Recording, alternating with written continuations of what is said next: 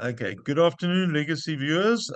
Today I am running a second video with Stephen Clark in Houston, Texas.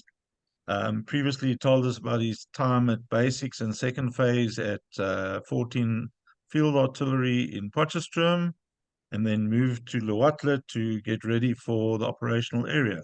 And today he's going to tell us of his time in the operational area. Welcome, Stephen. Welcome back. Okay, thank you, Andrew. It's good to be back. Nice to see all of you again. So I guess where we left off was we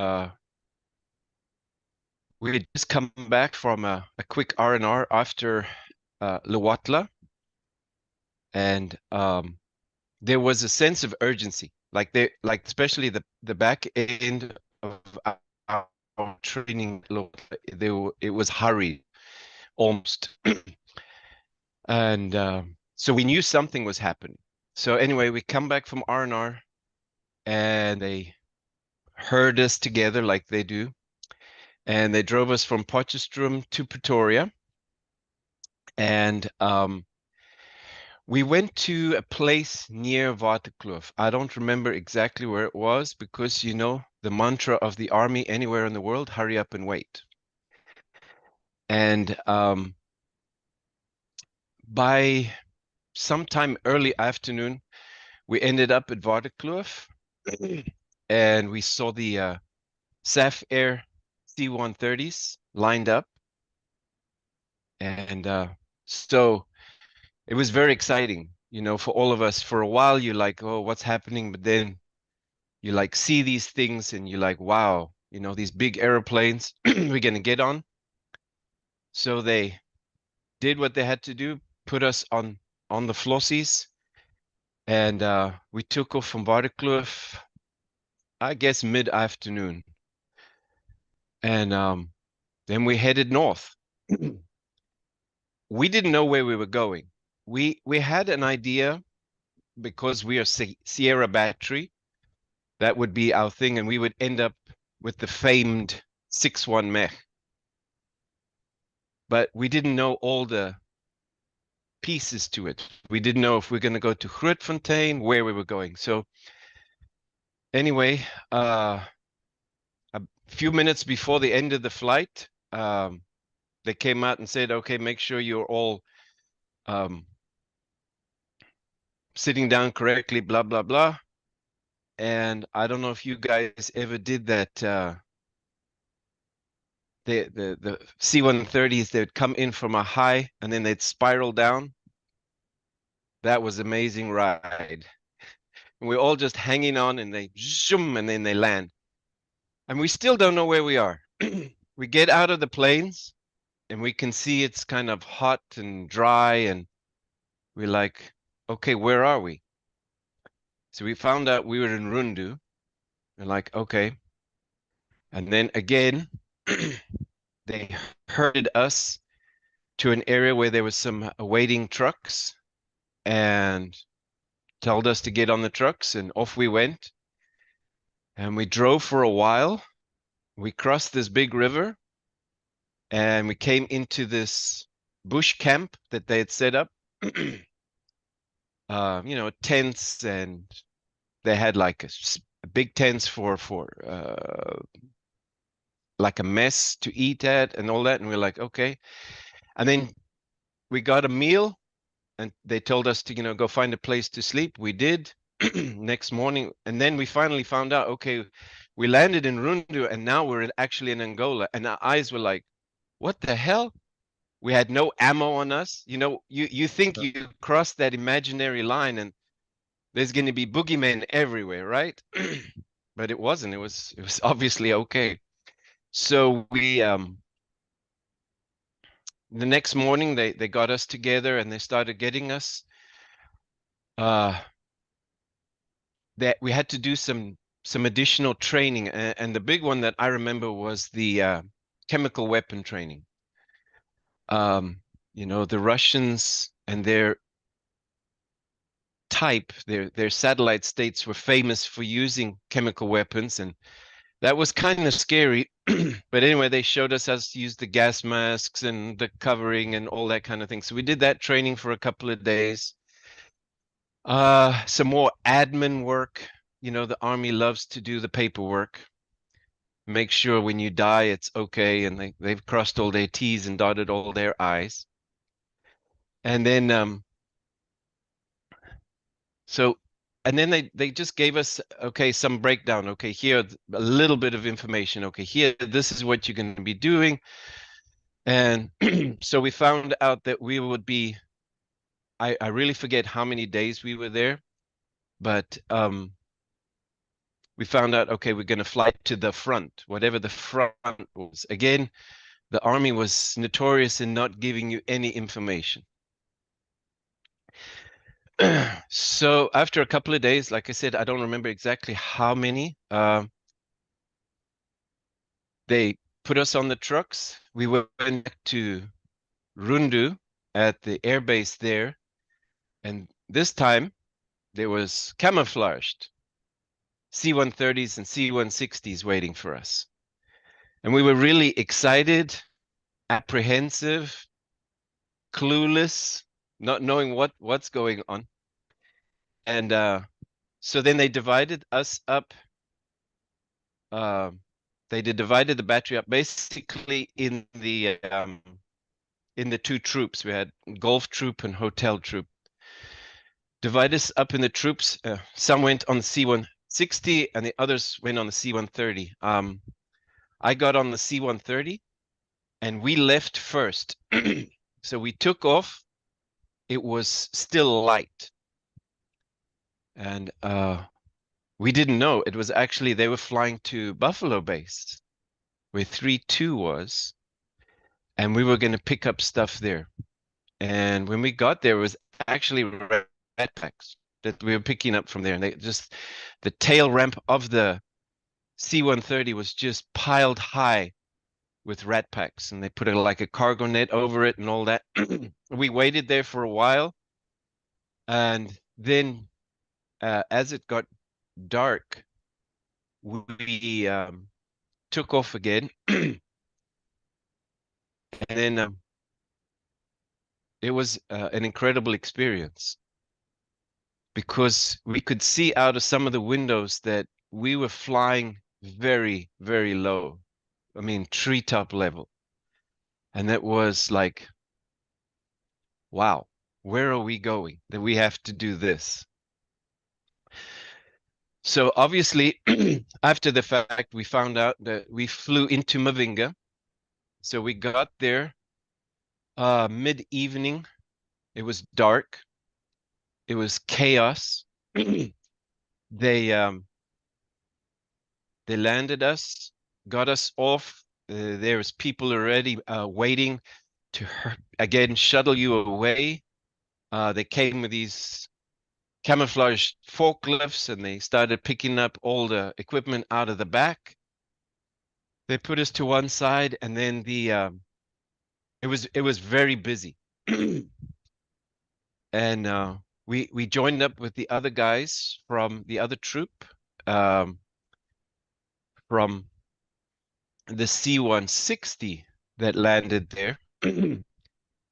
And very quickly we were in some trucks and off we went. The interesting thing is what happened to us is we drank the water. So a lot of us had stomach problems on the way up. So it was a very uncomfortable drive up to the front. And every time they stopped, guys would jump off, head for the bushes, and do their business, get back on. So again, we drive all night, and the early morning hours, we get to wherever we got to, and they piled us out. And again, they don't tell you much, nothing. So like, where are you? So we had like rifles, we had our R4s with us, but we had no ammo. You know, where are we going? what are we doing? So then it was still pretty, if I remember correctly, still pretty early in the morning. We landed up with the old Sierra battery.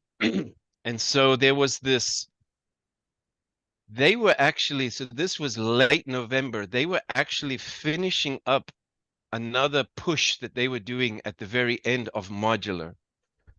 So we got there and we were just waiting, basically. So we kind of hunkered down. And here by late afternoon, they told us that if you hear Victor Victor, which stands for vijandelijke vliegtuig, you need to go and hit the deck somewhere. So we heard this in the afternoon, and they shout normally over, shout out because their radios would pick it up from the recce's that were based by the Angolan air base. They would tell the world that they were on the way. So we were all very nervously looking up. We didn't have any foxholes yet because we didn't have any, shovels or anything to dig anything with. And fortunately, we heard it, but there was some cloud cover and this MiG was very high up, but it made us very nervous. Like, oh my gosh, this is real. We're at, they're not playing anymore. And the whole time the guns are shooting, so we're hearing this. And then I guess it was a day or so, they wrapped up mainly with this last attack that they were doing at the end of modular. So like I said, it was probably end of November-ish. And then we started the transfer. There was like a lull and we started the sign over. So we get to meet the rest of the Omana in the old Sierra battery, as they were just, and we were, you're a roofie, you don't know anything, you clean shaven, you got new uniforms, and here they are. They got big, thick beards, long hair, dirty looking. They look mean. They've been in this fight for months now. And so it was controlled chaos as we swapped over, us taking over from them. And then all of a sudden, basically now it's our turn. They got kicked out of their foxholes and it's our turn. And we start with these things. So as a driver, they said to me, our battery sergeant major said, I need you to take this vehicle back. Okay, so I got a Samuel 100 gun tractor, and it was in pretty bad shape, but still drivable. And they said, okay, you got to take it to Mavinga. So I ended up convoying with the old Sierra battery and this broken gun tractor back to Mavinga. So within minutes of being there, I'm leaving the front again. So here I go. We started heading south. We drove at night for the first part of the time. And then as we go closer to Mavinga, you can drive during the day. So now I'm back in Mavinga and I'm like, okay, what now? Fortunately, a friend of mine who was also a rattle driver, he got assigned to drive the rattle for our regimental sergeant from 14 Field. The guy I told you previously who had told me to get in the back of the Land Rover when I first landed in Potchefstroom, RS Mbuta. So I hook up with him and the sergeant major saw me and I'm like, I'm not really sure. I brought this thing and he's like, okay, you can stay with us for a while and I'll find something for you to do. I'm like, oh, okay. Now half my kit is still up at the front.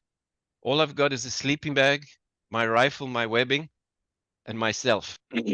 Again, I didn't have any rat packs or anything like that, so I was able to scrounge some stuff for me. So I was going to help them. So for the next couple of days, I was going to help them.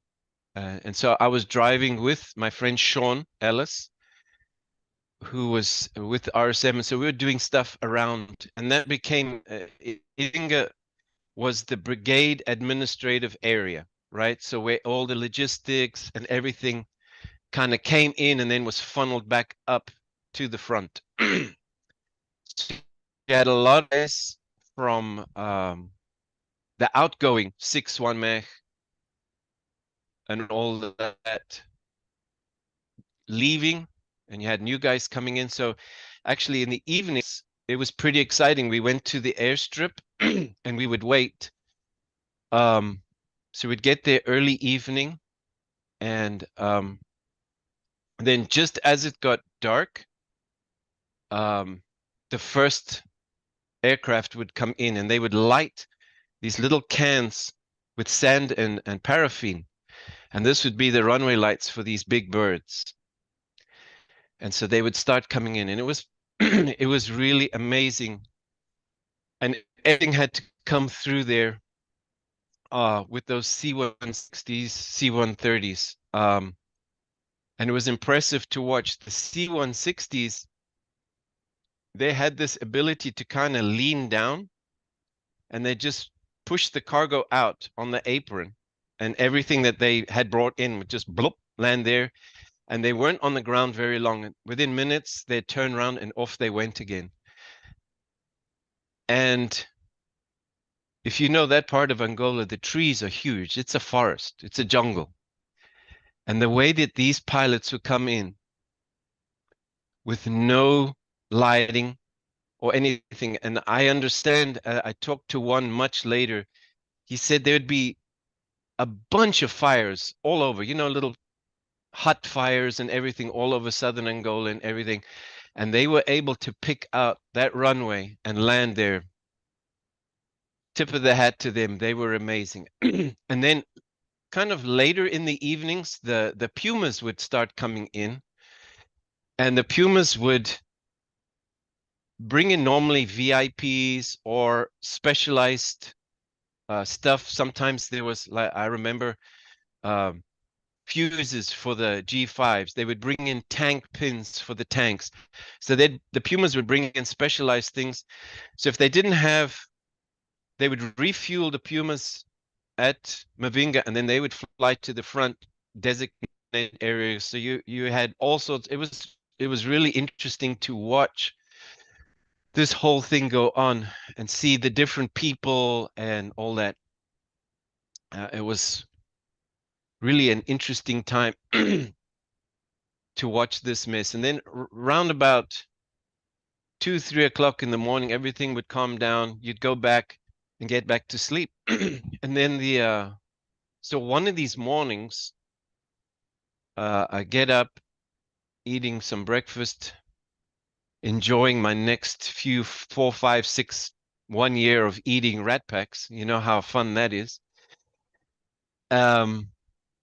The RSM came up to me and he says, "Do you want to stay here?" I'm like, "Well, I don't know."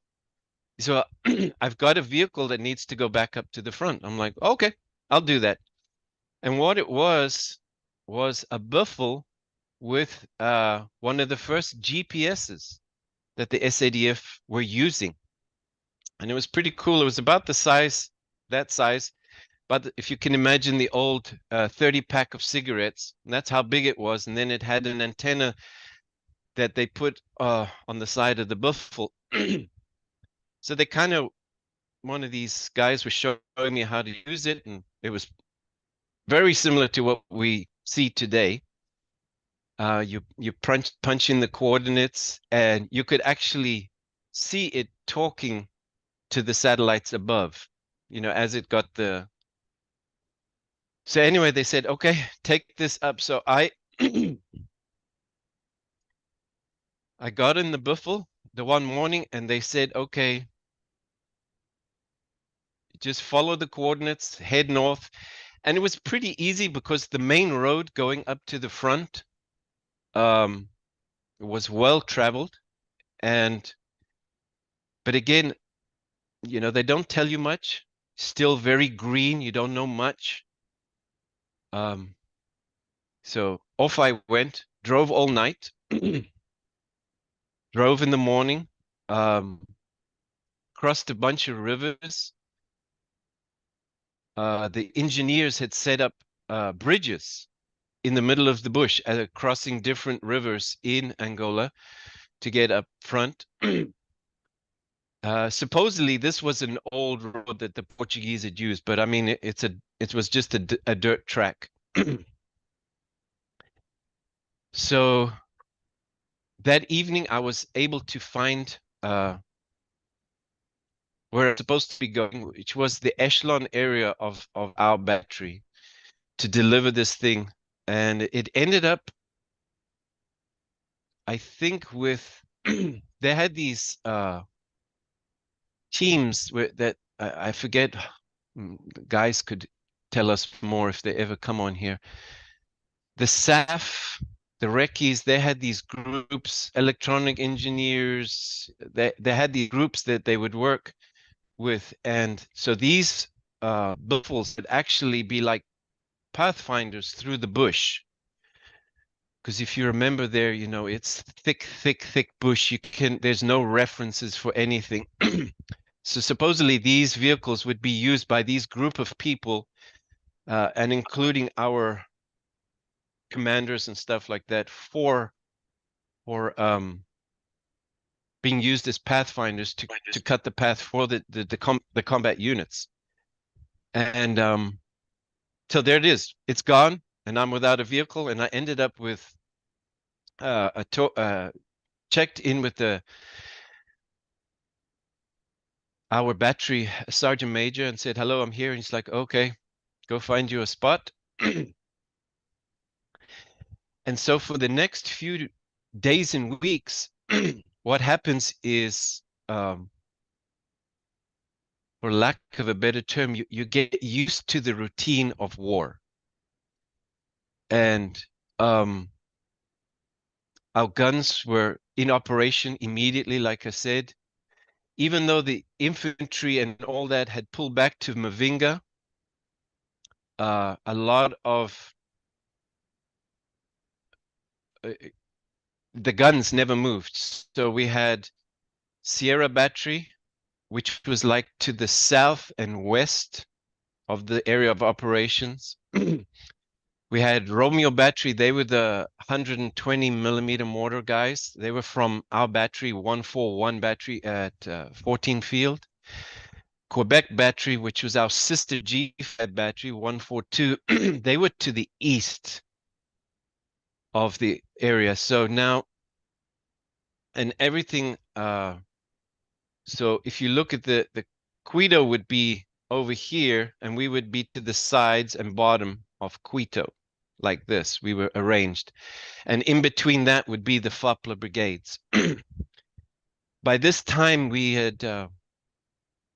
were starting to really get visited by the MiGs, because the G5s were a real pain in the side for them. Our Air Force at the time, they kind of lost the air superiority that they used to enjoy, especially in the other operational areas. And they were still very active. We would very often see the Mirages come in, but they would do pinpoint strikes on different things. So we were getting visited by the MiGs more and more often. Fortunately for us, the Fapla side, they weren't very good. So they were the old Soviet doctrine where they couldn't do their own thing. They had to be under strict ground control. So they would bomb or fly where the ground controllers were there. So the first time we saw MiG-23s. It was impressive. These are very big machines. I think they are bigger than the Mirage. And so the first time I saw it, where they came in, maybe about 2 kilometers from us, they went in and bombed. I think they were going after Romeo battery. And it was an impressive sight, you know, as they come in and you see these 500-pound bombs come off, the huge bombs, and then they'd float down, and then after some time you would see, you know, and you would hear the explosion, a massive explosion. So we were very, very aware of these type of things. The training that the battery had, all those times in Potchefstroom and Omatia of getting into position, getting out of position over and over and over again that we had, was really useful here, because, you know, at times things got too hot and you had to move. The good thing that we had was we had UNITA as protection, and they would be in front of the guns, or like where I was with the echelon people, they would be all around you, and they really did a very good job of letting us know if there was trouble, what we needed to do. And the one guy that we started speaking to, this UNITA guy, he had been, maybe he was mid-20s, 26-ish.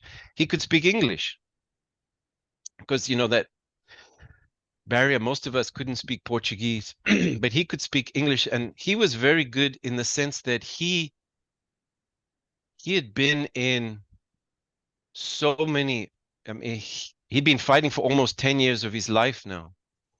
And he had been in those operations probably like you were in. He was in Kuvalai, he was in all those places west of us, fighting with the SADF. And so he taught us a lot of things, you know, about the bush, about what to do and all that kind of stuff. And he was really good. And him and his group, so he was like their platoon sergeant, I guess, and they were with us the whole time we were there, all those months there. So again, you get into the routine of this, and Sierra Battery, our main focus was bombing the Quito Bridge, the bridge that would cross and bring the Fopler brigades all their supplies. Day and night, you know, we would have one gun shooting at that thing. It was almost indestructible, that thing. But I know we hindered them all the time. Every time they would try and cross, the guns were shooting from, definitely from ours, and then probably from the other battery. We had, by this time, our lieutenants, Lieutenant Pete Kuhn, he was deployed as an observer, and he would call in a lot of the fire. And so the times, you know, which was really interesting to hear as he was talking, especially he talked to us a lot, the different targets that we would engage, tanks, trucks, infantry in the open. And one of the things that we learned to use, which we hadn't done before, was the airbursts. The G5 airburst was an incredibly useful thing, because in an Angolan area that we were at, the sand was incredibly soft. There was no bedrock, which made for easy digging of a foxhole in a bunker. But when the bombs exploded, it could get absorbed in that. So anyway, they started using these airbursts. Well, we did. I'm sure they'd been using it before. And that was really interesting to hear the amount of casualties that the G5 was inflicting on them, because they would come down and they'd collect water or something like that. And we'd open up with a salvo of these airbursts, and it must have been carnage on the other side.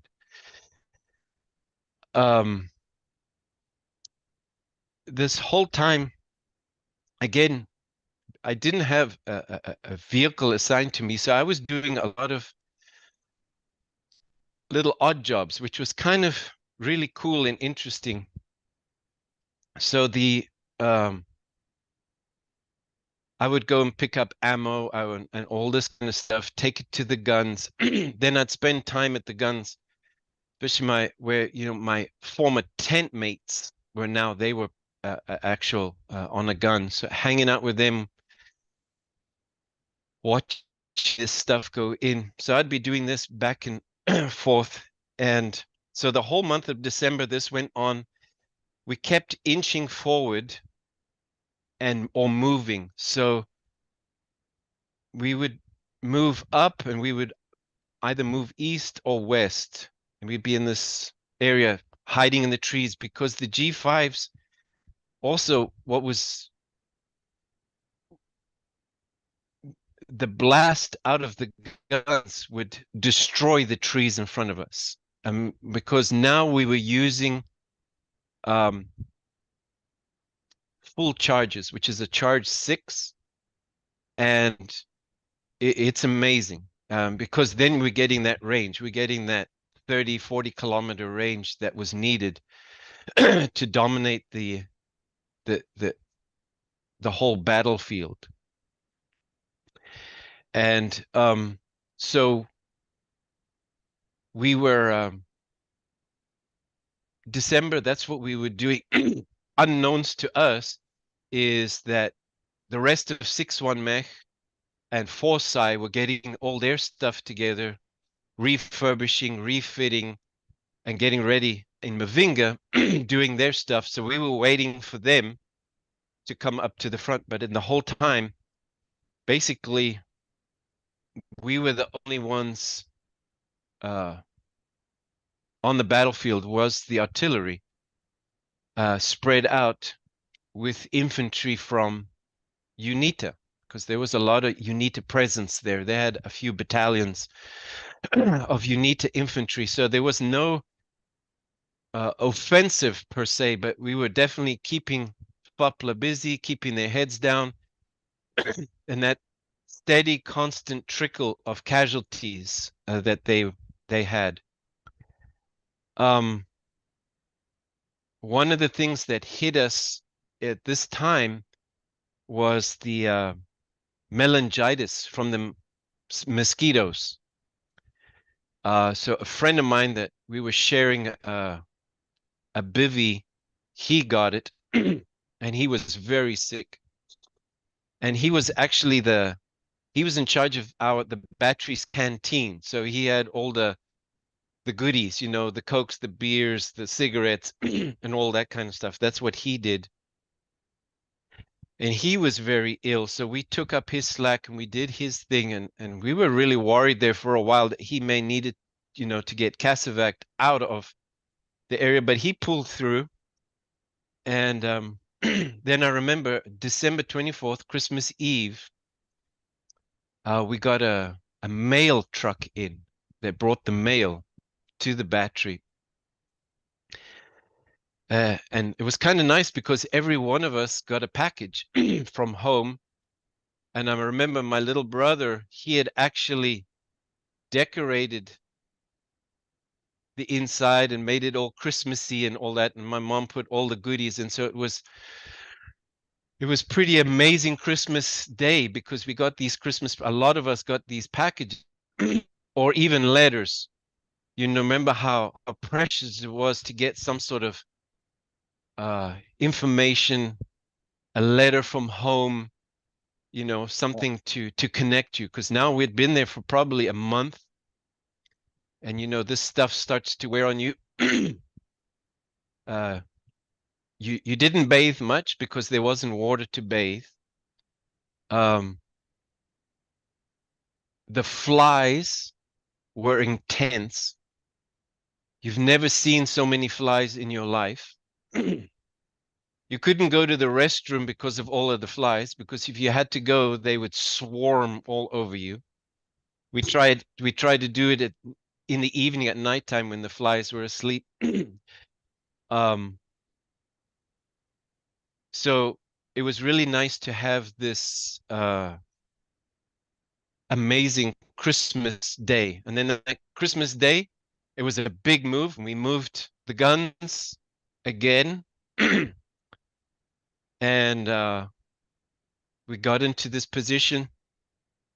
So then my in between Christmas and New Year, my the battery sergeant major said, okay, he called me up. He said, Clark, I need you to go to this place and you're going to pick up some stuff, some like okie dokie.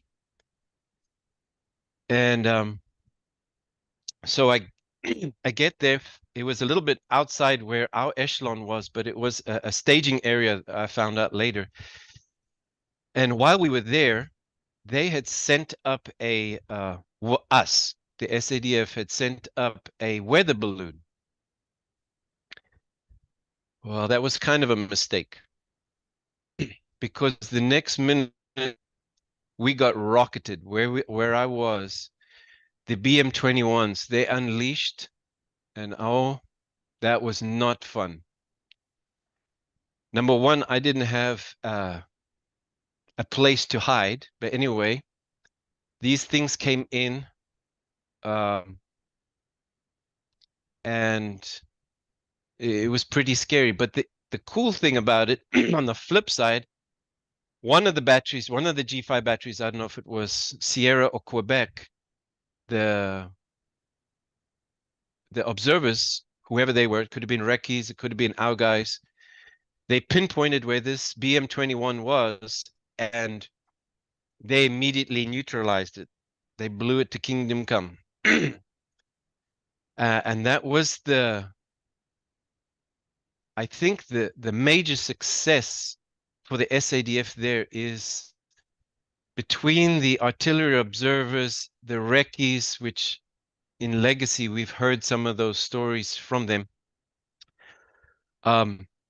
We had eyes all over. I mean, Fapla could not go to the restroom without us knowing about it. And as soon as they did something, we would respond.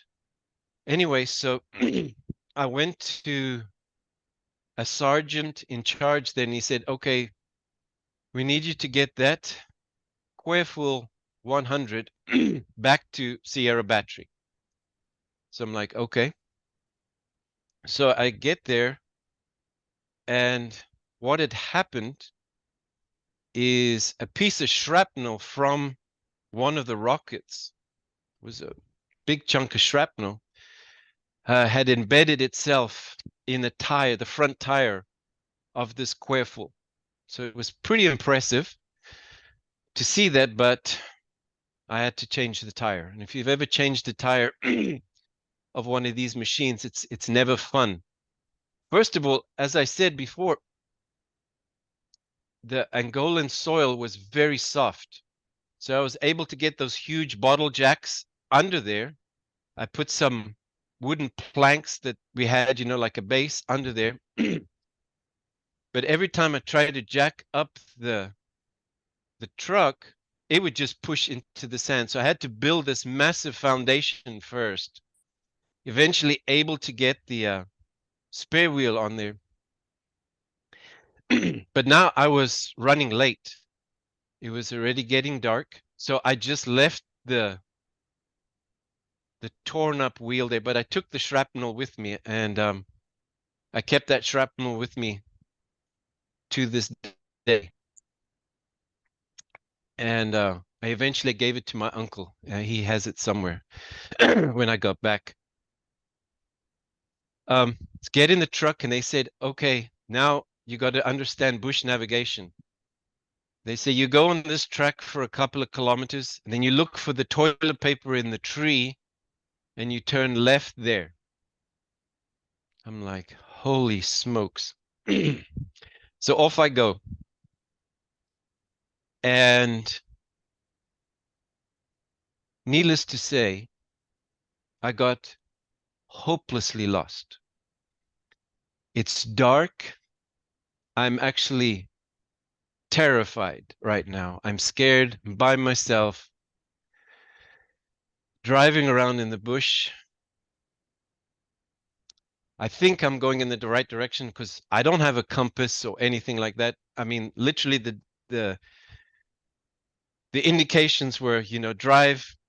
When you see this, turn left here, then you can go. And then we get there, you go here again.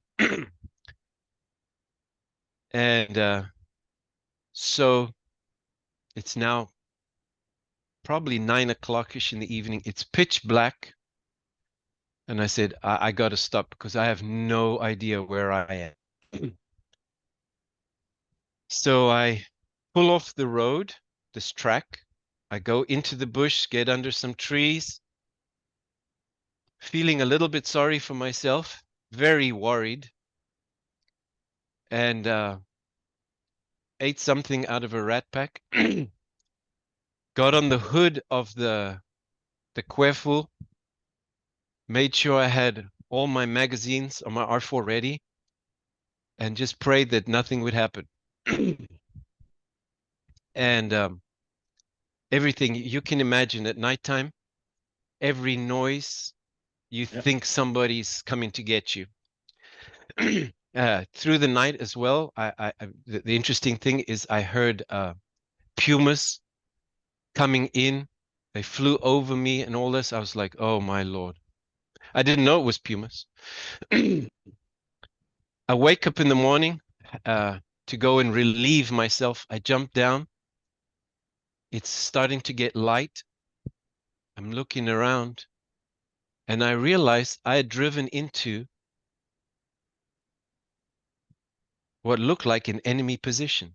There's bunkers everywhere, trenches. My heart starts beating so crazy. I'm like, fortunately, it was an abandoned position that they had abandoned earlier. But now I'm walking around and then I realized, do they booby trap this thing? I don't know what's going, So I gingerly walk back, retrace my steps, get in the truck, back it out slowly. And okay, now with the sun, I can kind of get my bearings. So I started following this road, but I'm still pretty lost.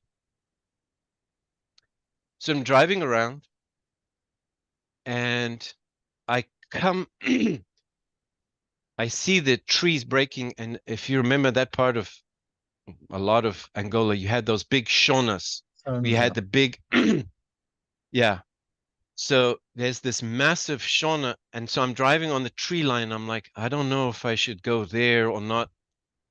The track starts to kind of thin out. So I'm like, okay. And then in the middle of the track and then to the side, there was two 500-pound bombs unexploded sticking with their noses in the ground. I'm like, oh, Lordy, Lordy. So I go around it. I'm like, no, I'm going to turn around. So I turned around and came back. But my curiosity got the best of me. And I stopped in the trees and I got out and looked at these bombs. And it was really impressive. 500-pound bombs had the Russian writing on it and all that. So identified it as Russian. And I thought, okay, that's enough of that. And I start driving.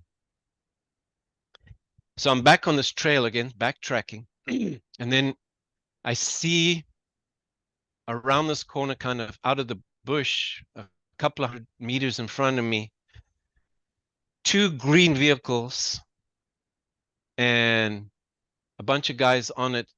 And one of the vehicles had the feared twin 23 millimeter machine gun, the anti-aircraft gun. The aircraft, yeah. I literally died. I died. My heart, even now, I'm kind of clenching up. I thought, oh, And at that time, I was not very religious, but I became religious. I'm like, oh, so I'm, it's too late for me to do anything. So we kind of come up next to each other and they pulled alongside.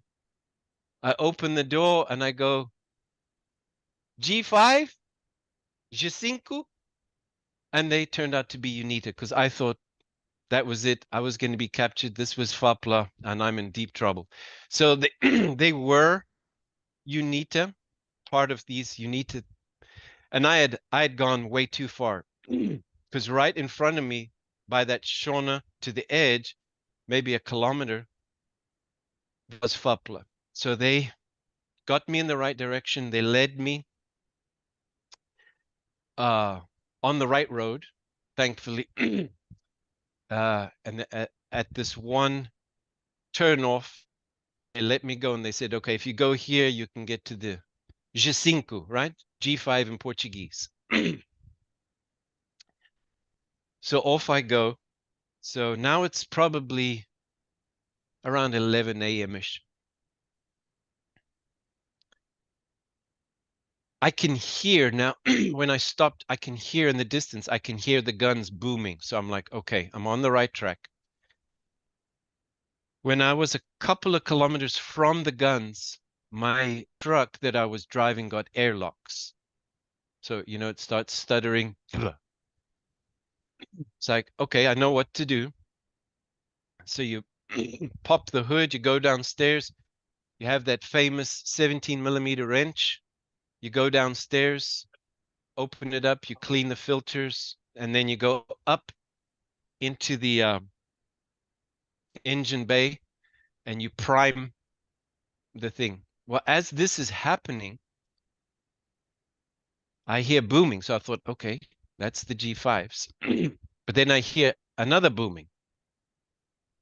I'm like, okay, what is that? Next minute, I hear that whistle. And it was, they, FAPLA was shooting at our guns, but they were overshooting. And now the rounds are landing where I'm at. So I'm like, oh my. So I just threw the hood down and I floored it. I didn't care if I had finished bleeding those things. I drove like hell and these rounds were exploding around here because they were missing our G5 battery, but the good thing again, we had counter battery fire and we silenced their guns. so around midday, I got to our guns. And what I found out later, because I was looking at it, these were very special rounds that we had started using. They were cluster bombs that we had for the G5. And they turned out to be incredible. So it was G5, excuse me, it was cluster bombs and white phosphorus rounds for the G5s. Because we had started using white phosphorus rounds to shoot at FAPLA for different things.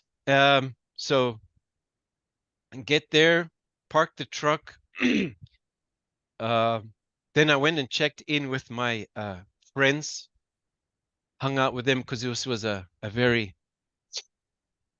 I needed a break. It's a very Sure. eventful evening for me. So I spent some time with the guns and I was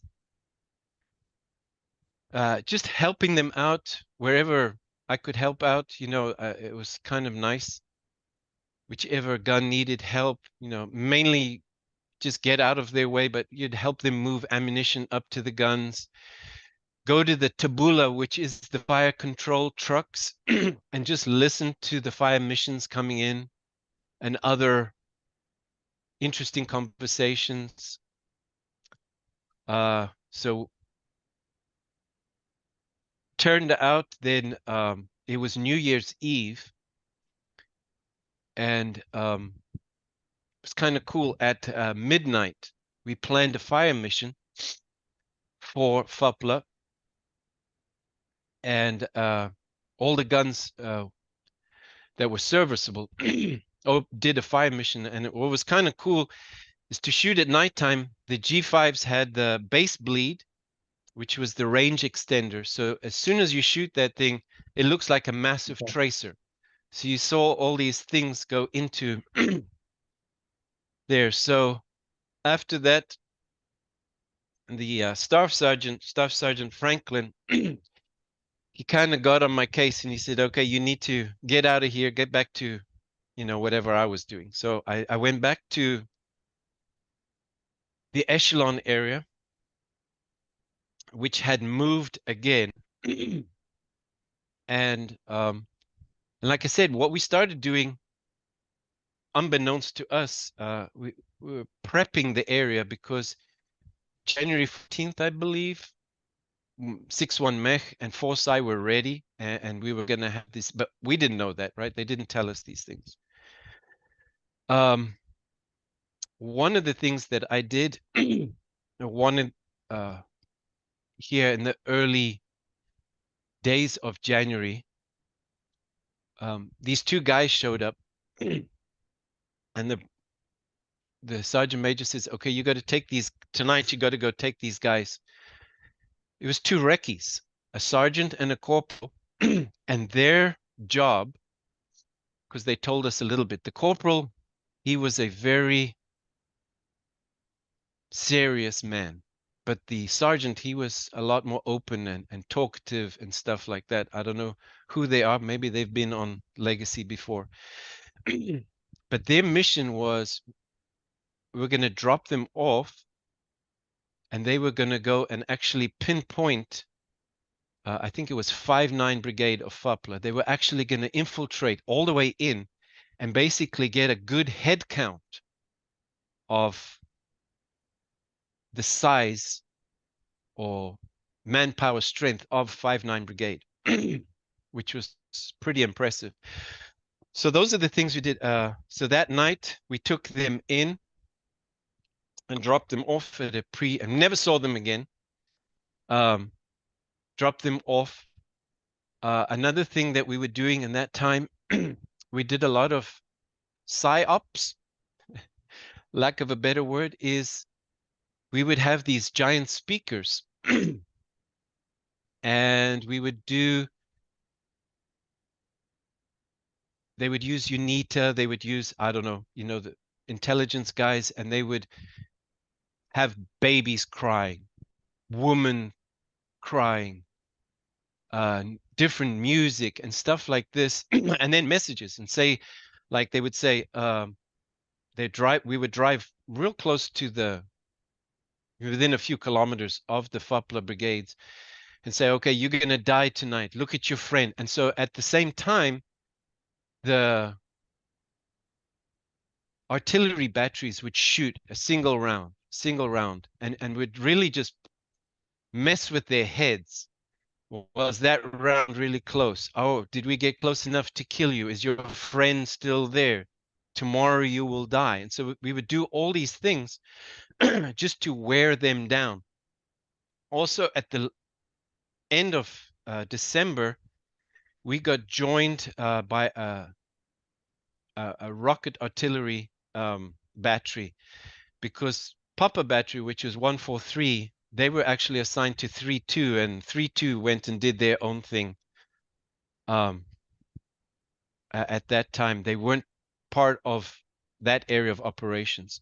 So we got a rocket artillery from, it was artillery school, made up from the second lieutenants and bombardiers from artillery school. They made up a battery for rockets. So they were close to us. And so we were doing all these things in preparation for that. The other thing which was really getting to be a pain for us, was the MiGs. They would fly every day, all the time. And then we couldn't really shoot, obviously, because then they would see us. So that you know, and then you have to camouflage those big guns again, and actually camouflage in front of the guns. Because like I said, the guns, the blast pattern would actually destroy the bush in front of it. So then normally our UNITA friends, they would go and cut the bush around, and then they would make it look like there was nothing there. And then what we did was we made sure they kind of started letting us know that there was going to be an attack on the brigades. So what we did is we started pushing a lot of ammunition to the guns. A lot of the guns, they'd been in use now for about 4 or so months. So the guns were having a lot of technical issues. We had some that were completely broken.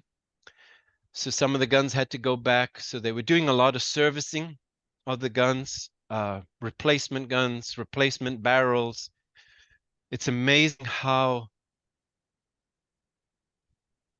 those rounds were wearing out those barrels. And if you've ever seen a G5 barrel, it's a massive piece of steel, and it was wearing out that rifling in there, and other parts of the guns.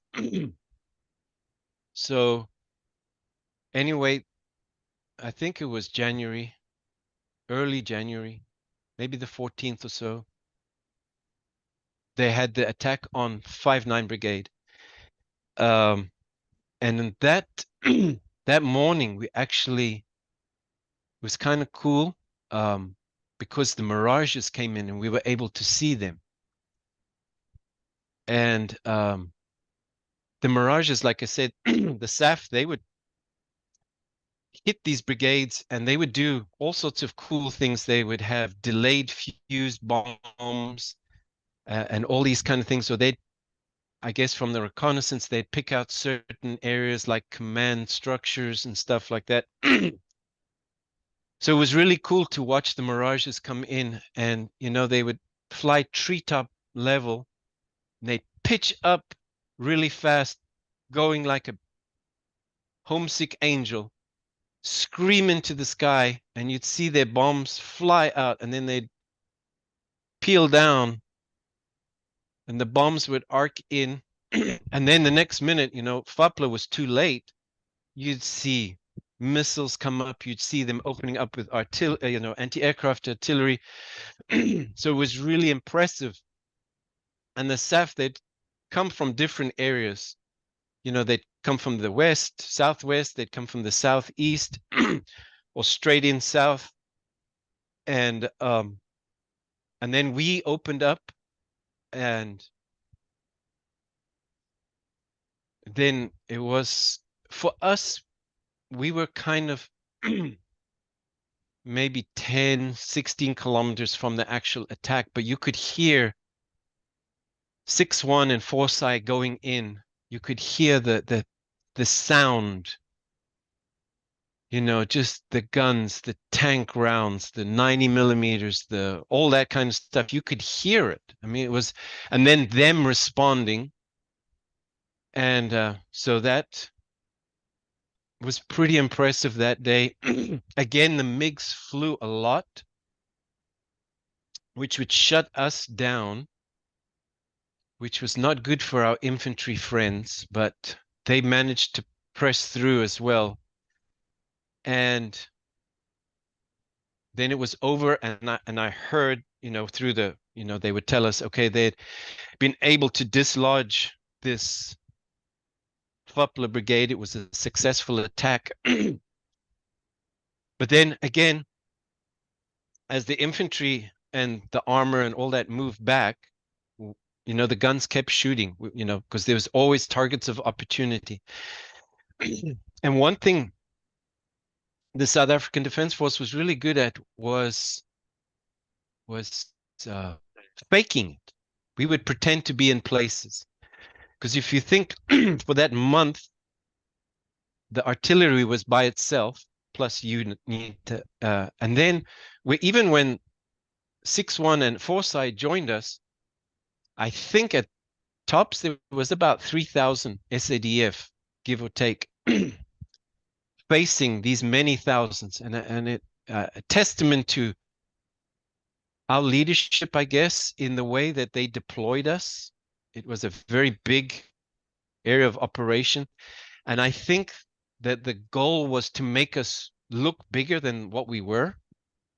And having these two G5 batteries, kind of like this, one from the south, one from the east, just dominate this space. And one of the things we did is we'd make dummy positions, and they would have one of these engineering vehicles.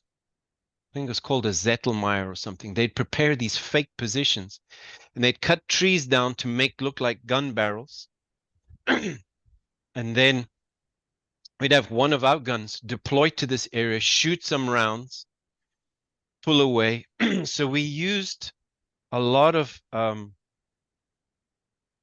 this deception to make us look like we were everywhere, confuse the enemy.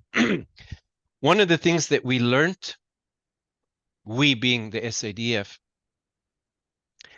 is they said when you see the smoke, that's the G5s. When you see white smoke, that's the G5s. So our intelligence people heard this, and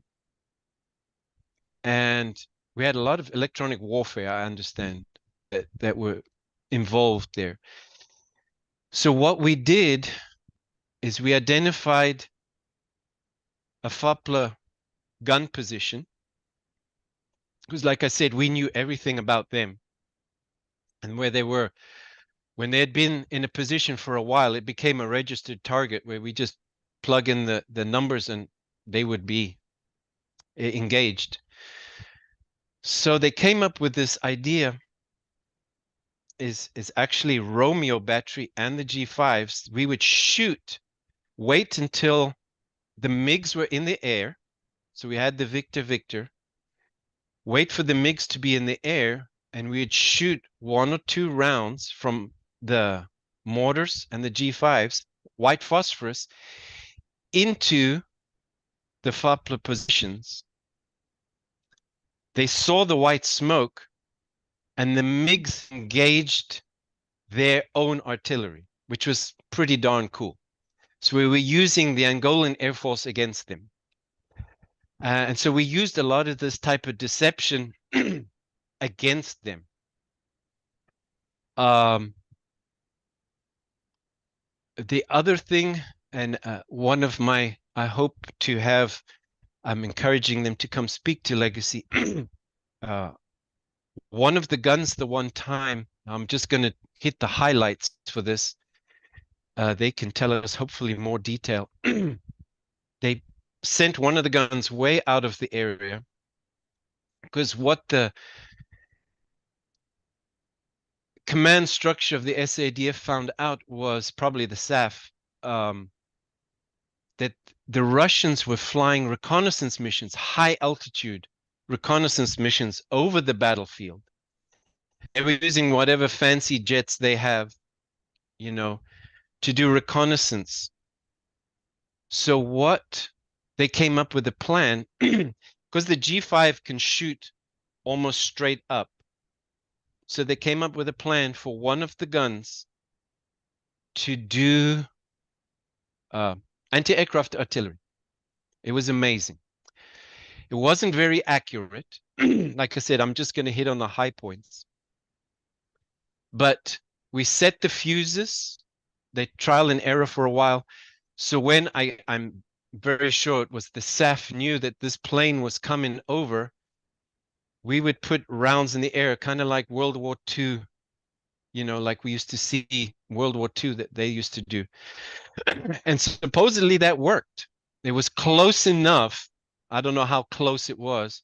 I hope there's a SAF guy out there that knows the story, can give us a lot of the real technical details of how they figured that out and how successful it was, because we understood that it had sort of worked and they had stopped doing that. And then again, this one single gun went back. So these are a lot of things that we were doing. I remember the one time as well, going to the Pumas would come in at nighttime and we went to pick up stuff. So, and what we had were these pallets of G5 rounds, 155 rounds, and they were a brown color. And in these rounds were actually, it was propaganda rounds, pamphlet rounds. So you'd shoot these rounds over a FUPLA position, they would explode in the air, and inside was different, you know, psychological propaganda type warfare that they would do. So that was the things we were doing in between these attacks that the infantry were engaged in. So again, things that, like I said, the routine of war, and you've been there, so you know what I'm talking about. And you can talk to veterans of many things. You have, you know, and I've talked to people here in the United States that were in Vietnam, in World War II, in the more recent conflicts in Afghanistan and Iraq. You get into this routine and you have times of incredible boredom. Say like the guns were not shooting, maybe the guns were out, or me, I was waiting, you know, you carrying ammunition, or you're doing one of these little special missions. So you'd be doing nothing. So you have this periods of time where it's very boring. And all we would do is, you know, stare at each other, work on each other's nerves. The MiGs were always a problem. You dirty the flies, the freaking rat packs, which were getting really old now, when you've been living months on this crap. And I don't know how many people can eat the pickled fish. Is there anybody out there that could handle that stuff? That stuff was disgusting. Or what was it, 5 mixed vegetables or something like that? That stuff was terrible. Gunners would actually get those cans, and we'd put it in between the round and the charge. And we said, we don't want it. We're going to send it to the FOPLA. And so you could shoot it. It would just incinerate, right? It wouldn't be a damage anything. It would, just because the explosion would incinerate it. But that's how bad it was. And so you're dirty and all that. So it does wear on you. And in a conversation like this, you can understand it. A lot of the viewers will understand it. But to tell people, even my family, friends, the war feeling, to be in combat. Now, we were different, of course. Yeah. In artillery. We're behind the scenes, you can say, but we were busy every single day, right? It's very physical. That round and that charge, you know, it's 110 pounds, having things ready. To move a gun position was incredible. The gun tracks that pulled the G5s were very underpowered. So when we had to move position, it was a very physical thing. It took hours and hours just to move a couple of kilometers. So you get very tired and all this kind of thing. Thank you to moms and dads, girlfriends, etc., sending us those letters and those packages. Our families for doing that. And then one of the things, the one time, we got the packages from the Southern Cross, you know, the Donkey Tani package. Yeah. And so what they had in it was some biltong for everybody, right? But this thing had been in transit so long that this biltong had turned green. And oh my God, did we try everything to raise this thing from the dead?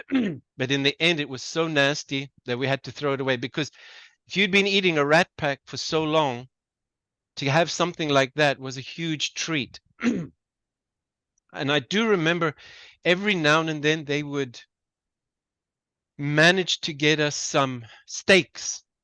I think the whole time that we were there, the 5 or so months in that part of Angola, I think we had stakes twice where they managed to get stakes to us. And it was all of a sudden a boer maak 'n plan, and you were able to find a braai somewhere in the bush.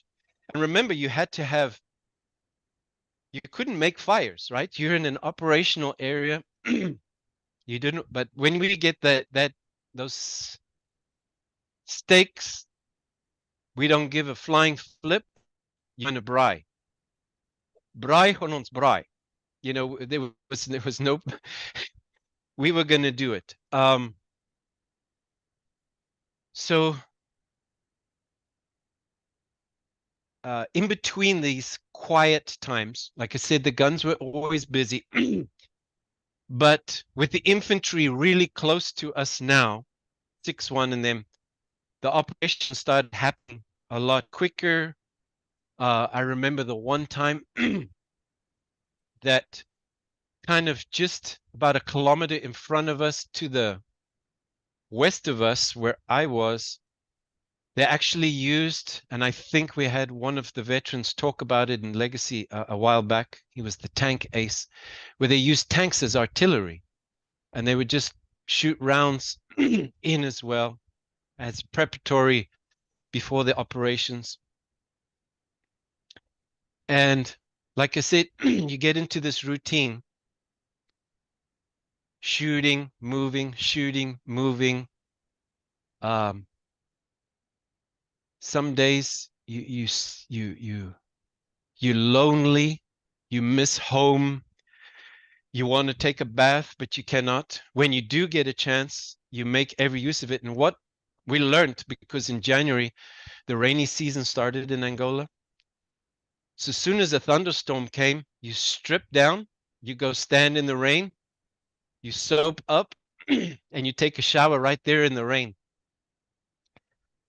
And then sometimes it stopped raining and you're full of soap. So we learned to go under the trees, you shake the trees, you get the water off the trees, and you finish your shower. Then we started seeing towards, late January into February, we were told, I don't know if this is true or not, but they started using Cuban pilots, Russian pilots, and even East German pilots. Obviously, the SAF had picked this up in conversations. And so we were starting to be harassed even at nighttime now by the MiGs. And what was impressive was one of their planes at a set altitude, they would fly and they'd drop these flares and it'd light up the sky. Hundreds of these flares, and they'd light up the sky, and they would see if there was movement or whatever, and then they were engaged. Fortunately for us, it wasn't never actually engaged. There were times where they used rockets, and they used these massive rockets at the bottom of the MiGs. And the one night they came really close to our position, probably also, again, maybe about a kilometer away. And you don't realize how close a kilometer is until you're there. Now you can say it and you think, oh, that's far. But when it's that close, it makes you nervous. I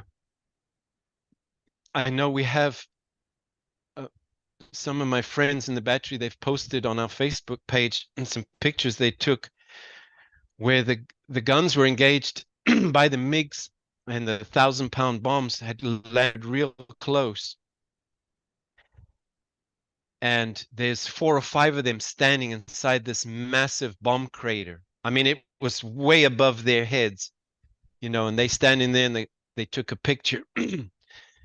And so these things are, it just, like I said, you get into this routine, it becomes very mechanical. You try to not get mad at your friends, but you do get irritated because, you're not having some of the basics. You cannot go to the restroom. How important is that? Toilet paper in Angola became probably the most precious commodity on earth.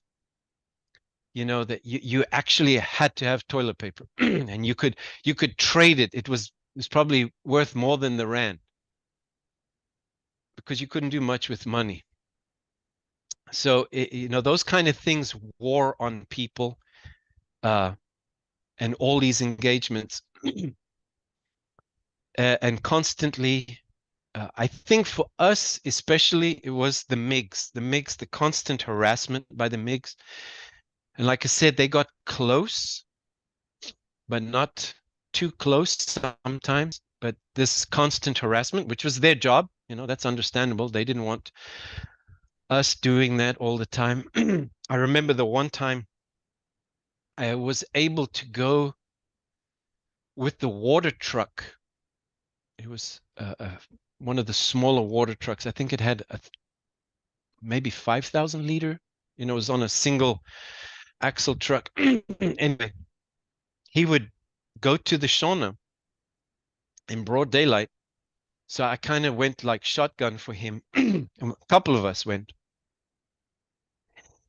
And what was amazing was this crystal clear river that was flowing in the middle of the Shona. So what he would do is he'd have a series of pipes and he'd lay the pipes in there, suck up the water and take it to where it was needed. So I took a bath there the one day, and it was so amazing just to have a proper bath. Because now remember, now your hair is long, you haven't shaved, you know, and to have a proper bath, clean your browns, because sometimes your browns turn black, you know, with just the dirt. But after a while, it was so hot that most of us were in shorts and t-shirts. We weren't, you know, nice parade dress, as you could say. But as we were finishing up, these two Su-22s, found out later what they were. So it is also a swing wing bomber that they had, came treetop level, screaming down there. I don't know if they saw us. They looked like they saw us because you could see the pilots. And they went down there. So we bailed. We got into the tree line, but they didn't do anything. I remember also on one of these trips, I was by myself. I was driving up to the guns, and I had stopped, you know, for a drink or something like that. And I heard all of a sudden on top of me, you know, this jet was over me, pitched up. And what it was a Mirage 3. And it was a reconnaissance Mirage. And it followed the same profile that the Mirage F1s did. And so, as far as I understand, you know, the Mirage 3s were also pretty active there doing intelligence, you know, taking pictures and stuff. That was really cool to see because it was gray. It wasn't that, you know, the Mirage F1s had that, the old camo style. That's what we saw. But this one was completely gray and it had that diamond shape, and it pitched up and over he went. So they would tell us all these big pushes. So the next big push was Valentine's Day. February 14th was a big push by the infantry again and the armor. So we opened up, shot, all this kind of thing. And then after the fact, our leadership structure would tell us what had happened. And again, all we knew is that we were shooting a lot more and we were more focused on our targets that day. And again, February 14th was successful for the South Africans. But it was interesting, like again, from an artillery perspective, it was just another day. For the infantrymen, they had their moment of excitement and terror and victory. But for us, it was just another day. We were just shooting and engaging the targets. And so with the infantry there, one of the days, one of the positions that we were in, we finally got to see our brothers from 6-1 Mech. They kind of drove past our position, and our battery commander for Sierra Battery was actually with them the whole time with the infantry, Major van Reineveld, and I believe he was also a recce, but he was, he was an artilleryman, a recce, and then an artilleryman again. I believe that was the case. And so he was with them, and they drove past us. It was the first time we actually saw our brothers, wave to them, and see what they were doing, because they were always either to behind us or to the side of us or in front of us. But so to actually see them, it was good, and like, okay, because even later on, artillery, we were by ourselves always. Yeah. We were very loners.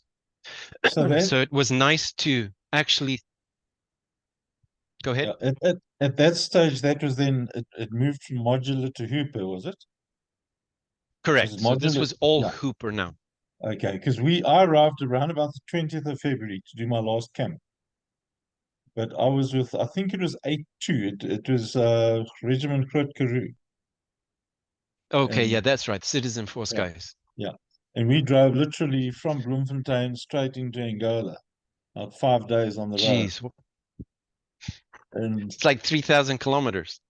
It just, I think the first night we spent outside Oudtshoorn, outside Uppington. Then we spent a night outside Windhoek. And then we crossed the Grundu, if I remember correctly. We crossed the border. But literally it was 5 days of driving from Bloemfontein straight into Angola. And interestingly enough, a couple of the things that you've brought up, we had lots of flies, but we also had a lot of bees. And we got stung on a regular basis with bees. And one of our guys was allergic to bees, so it was like protect him at all costs. And the amazing thing is, in our section, I think we all got stung at least every day. And we managed. Oh my God! And he managed to go through the whole camp without getting stung.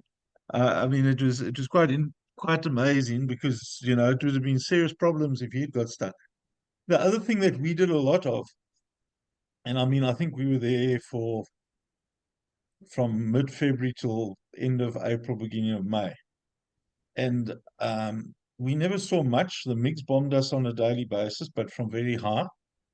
They never came down too low, except for the one day we were busy refueling our rattle, and this I came through over a treetop, so close that you could actually see he had a white helmet, and and he let his rockets go, but he'd already sort of overshot us, so they landed 300-400 meters down the road. The other thing we did a lot of is set up dummy artillery sites. Yep. So we would use the ammo boxes and the round ammo casings and make it look like a G5 barrel, or right? cannon, and we did so we never really saw action.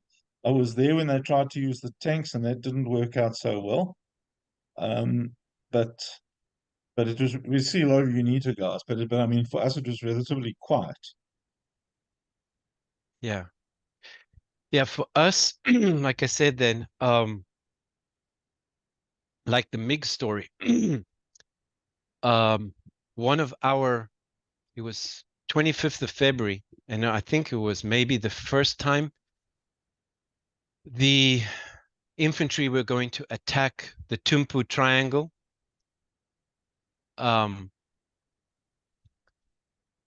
So because it was so important, what we understood after the fact, we didn't know then, is the SAF were going to fly Mirage combat air patrols over the guns, which was very interesting, because normally they'd flash in, flash out, because they didn't want to engage. But this time, on the 25th, because there was this big push, they needed the guns to be engaged in the because, you know, they had built up their defenses, their artillery, and they needed the guns to be able to engage and take them out.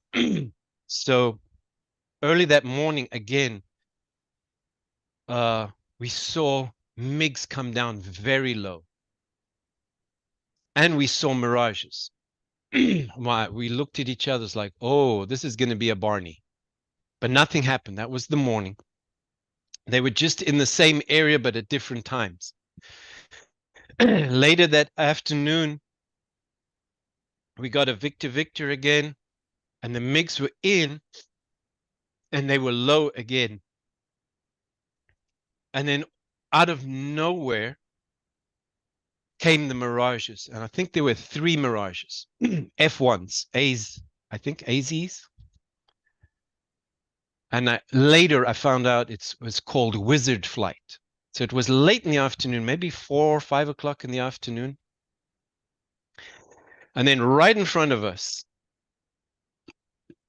the Mirages engaged the MiG.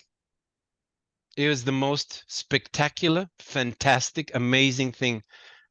It's like an air show to the death. And the lead Mirage, he came in behind the MiG, and talking treetop height here. And then off the one wing, you just see the missile shoot off. And the MiG broke away, and the missile streaked by. And what the MiG was able to do is it had incredible acceleration. So he'd fold his wings in, and you can see the shock diamond of the afterburner, and he'd peel up.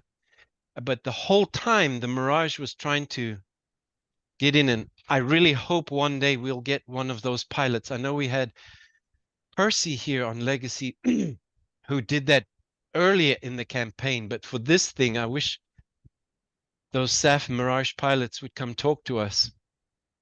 So for the next, seemed eternity, but I'm sure it was seconds, there was this engagement at treetop level right in front of us, back and forward. The lead Mirage again engaged. He got in, and it looked like he was drifting, like power sliding. He was coming up behind the MiG, and I think he was too close. Again, let the SAF guys say. Another missile, and it didn't engage, and it went past him. Then they went out of sight for a while, and then they came back in, and the Mirage was behind him, and he engaged with his guns, and you hear these big, powerful 30mm guns, boom, boom, boom, boom, boom, boom, boom, boom. And we all looking at each other like, cannot believe that this is happening right in front of us.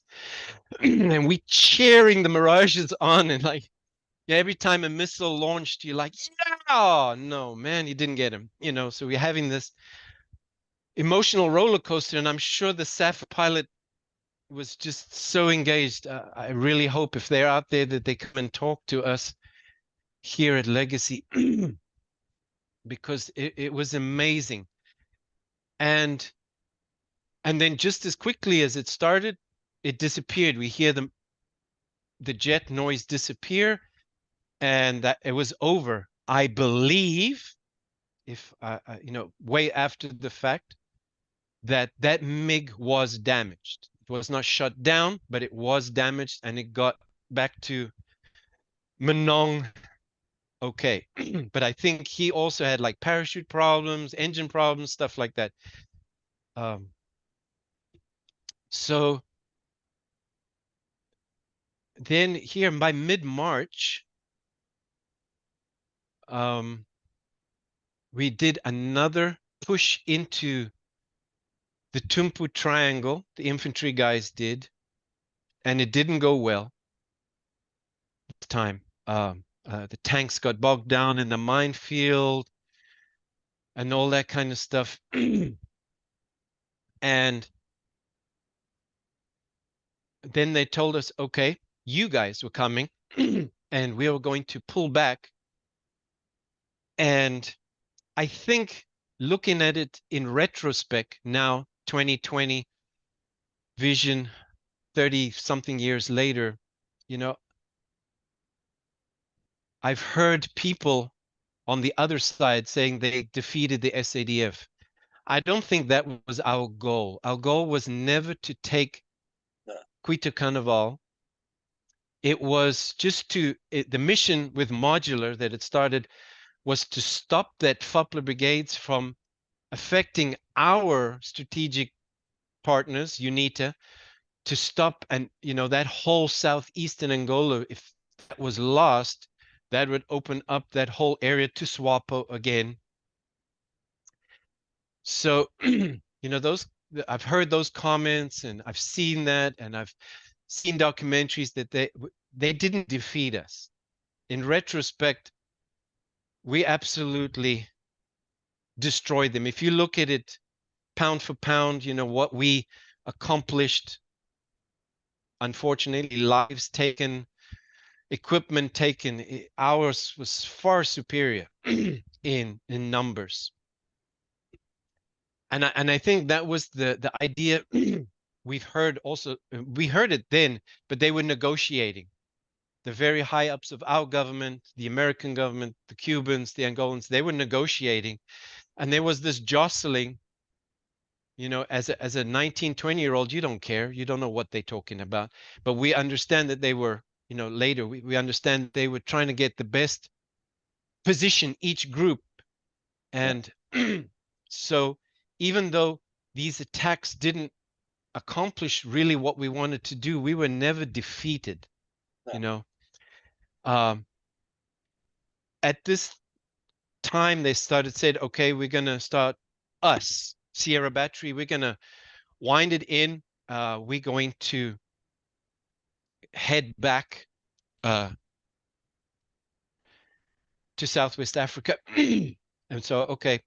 And one of the little quirks of, us is Foppler had actually, some of their guys had actually come into our area, and the UNITA troops had actually captured them.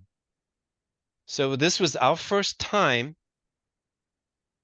to see live the enemy, as we would say, but our adversaries. And it was actually kind of sad because I remember the one guy that they had captured, and he was a kid. He was maybe 16, 17 as well, but his AK was almost as big as he was. Yeah.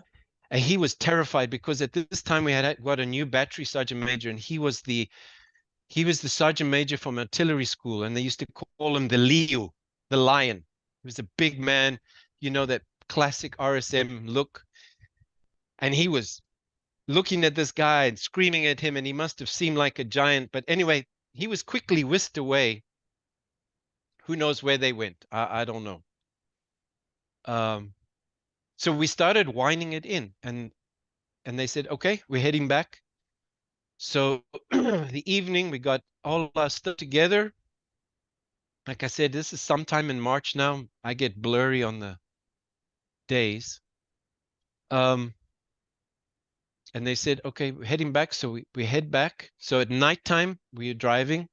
We're going to drive the first part at nighttime. In the morning, we waited a while.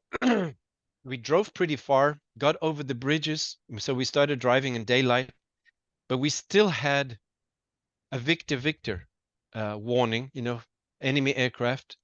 So we scattered and all that, but now the trees are kind of sparse. Remember that southern part there, it's open. But also you're starting to get naffy, right? You don't really care anymore. You just want to get back to where back is.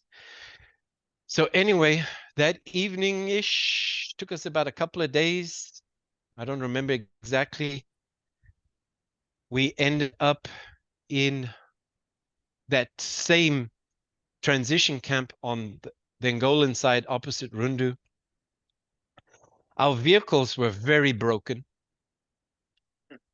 Brakes didn't work, all that kind of stuff. We would run into each other to stop. I was driving an old gun tractor again, or a Querful, I forget. But anyway, we get into this camp, and it was kind of nice. Real food, showers. They told us that we didn't have to shave or cut our hair or anything. They'd let us stay the way we were. But it was so nice to have a warm shower, start to look like a normal human being again. Because no matter what, you are a little bit bossies, right? You've been engaged in this thing for so long that you were uncivilized, for a lack of a better word, right? You used to going and use the toilet in the bush, not on a toilet anymore. You know, you could just strip naked and take a shower. You could do all these weird things that are uncivilized. So you had to become civilized. And one of the things that they did, they'd have counselors there. They had a bunch of chaplains. They had psychiatrists there. I remember my one friend, he's like, oh, okay, I'm going to mess with these guys. His name was Schultz. So they had an afternoon session with us. And there was some psychiatrists, a doctor. And he's like talking to us about us, you know, the usual stuff. And he says, well, how are you feeling? And so my friend, he's like, I had a dream last night, but it was real. And he said these mosquitoes came, because mosquitoes were very bad there as well. We didn't have bees, but we had mosquitoes. And these mosquitoes came, and they turned into mirages, and then they turned into swans. What does that mean? And he was just messing with them. You know, all we wanted to do, because they said we were going to go home to our families. And that's all we wanted to do. We just wanted to go home. So they had some shows for us and all that, but we weren't there for very long, for a few days. And then from Rundu, again, we got on the SAF Air, so the orange, white, and blue C-130s, and they flew us back to Potchefstroom. Potchefstroom, in Southwest, in Rundu, we were able to, it was Rundu, I think, whatever. Anyway, I remember I was able to call home and told my parents that, hey, on this day, I'll be home. And then when we got to Potchefstroom, again, was able to call them. Now, when we got to Potchefstroom at 10 artillery, it was kind of funny because now we were the Oman, and there was the new intake was already in basic. And here we are. I mean, we must have looked pretty rough and tough, but when it came to the telephones, you know, they had a certain amount of telephones on base, and all the roofies, they were talking to them, and we would just look at them and like, get away. Yes. And they'd just run away from the telephone. And so then again, I called my dad and I said, okay, come pick me up tomorrow, anytime. I remember what it was. And then they came, blah, blah, blah. It was really nice to go home. For 3 weeks, we went home, hang out with your family, and become a normal human being for a while. After that 3 weeks, went back to Potchefstroom. And they, at that time, the new intake, they were finishing up their basics. So I remember 141 battery, which was Romeo battery, the mortars, they were going to be part of their passing out parade. And it was really impressive. It was because you had that Omana Hodem, right? That only we will understand, right? There was an attitude, a confidence, you know, and all that, you know, and so it was really impressive. We were there a couple of days. I went to, they flew us out of Potchefstroom again on the C-130s from Sapphire. This time we flew to Grootfontein, and they said, okay, you are going to go to Omatia, the actual 6-1 base. We're like, well, that's nice. Blah, blah, blah. We get there.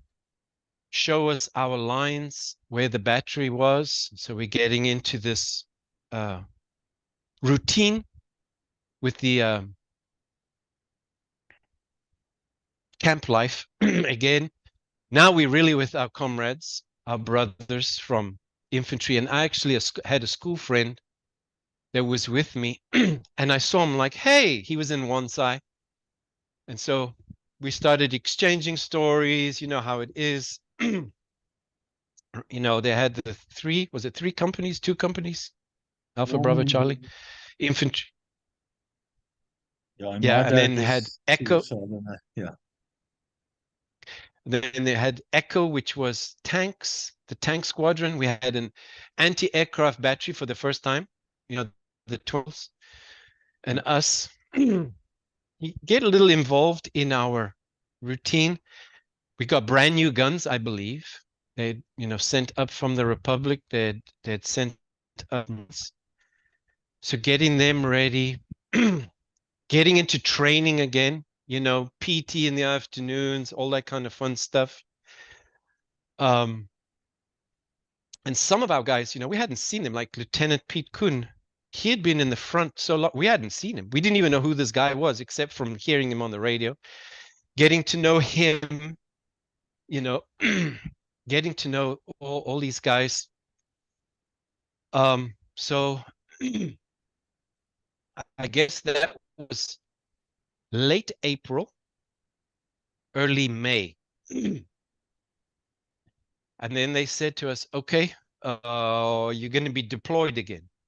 So we're like, we thought we were going to come to where you guys were, go back to the Eastern Front, as we, you know, was called, around the Quito area.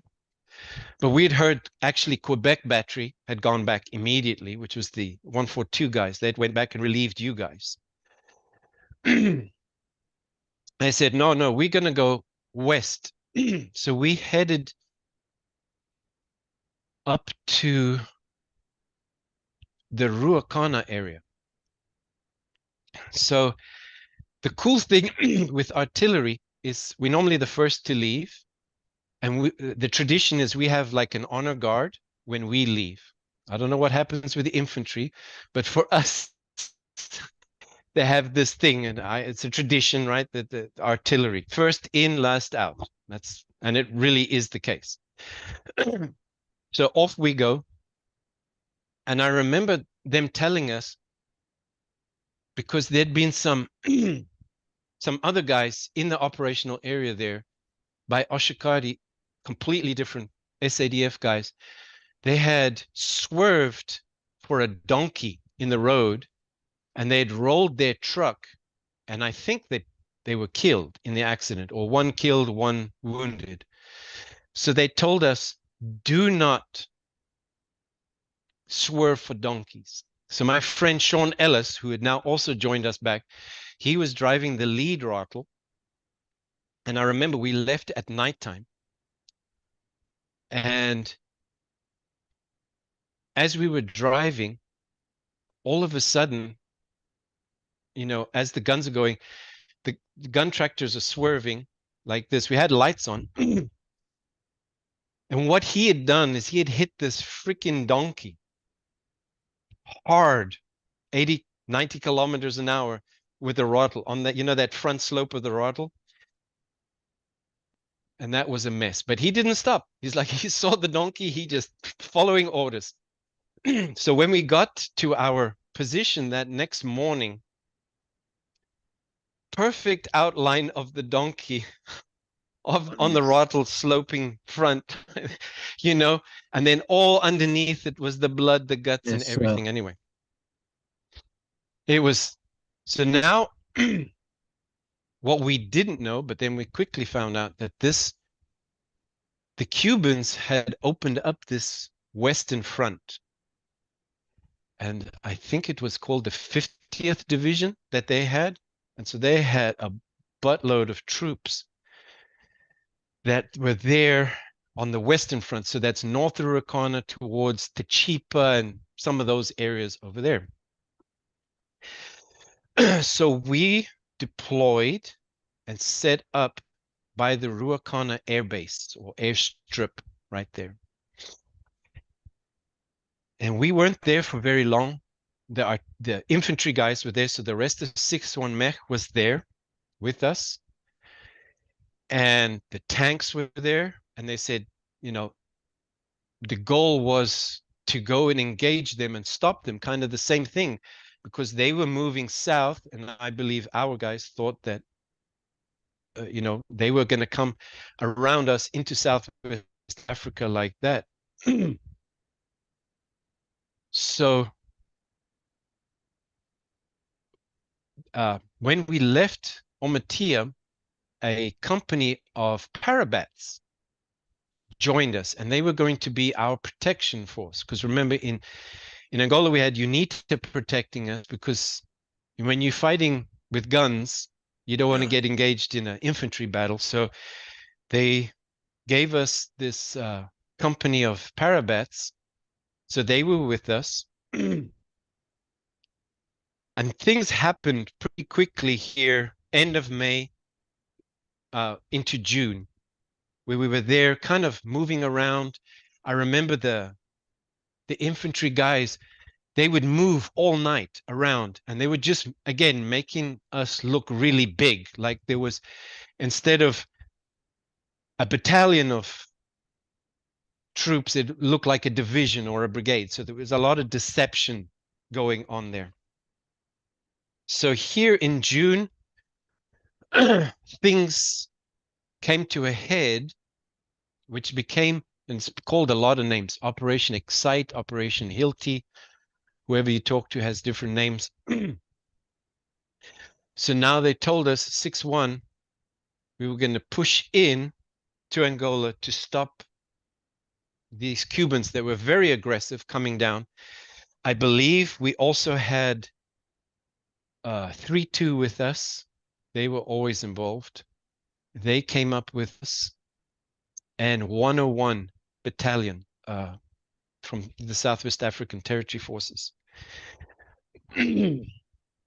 So now we move out from Ruacana into Angola again, because Ruacana is like this far from the border.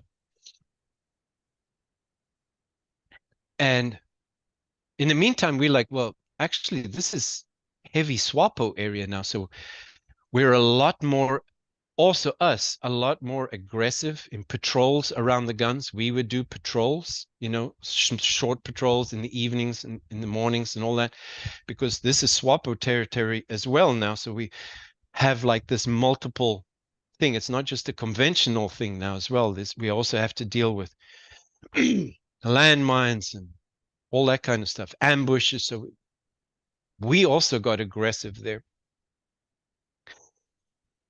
So I guess it was 23rd, 24th of June-ish.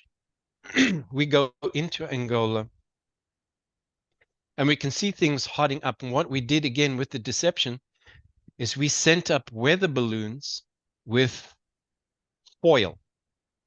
And this stuff, what they did was the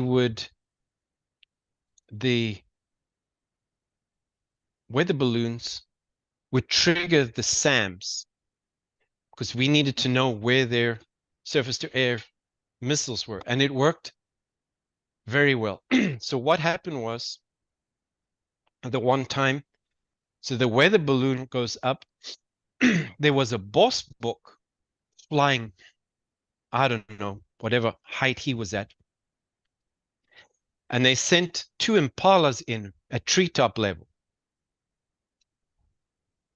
And these SAMs, I tell you, they look like a freaking telephone pole. They started screaming up, shooting up all over the place, right in front of us.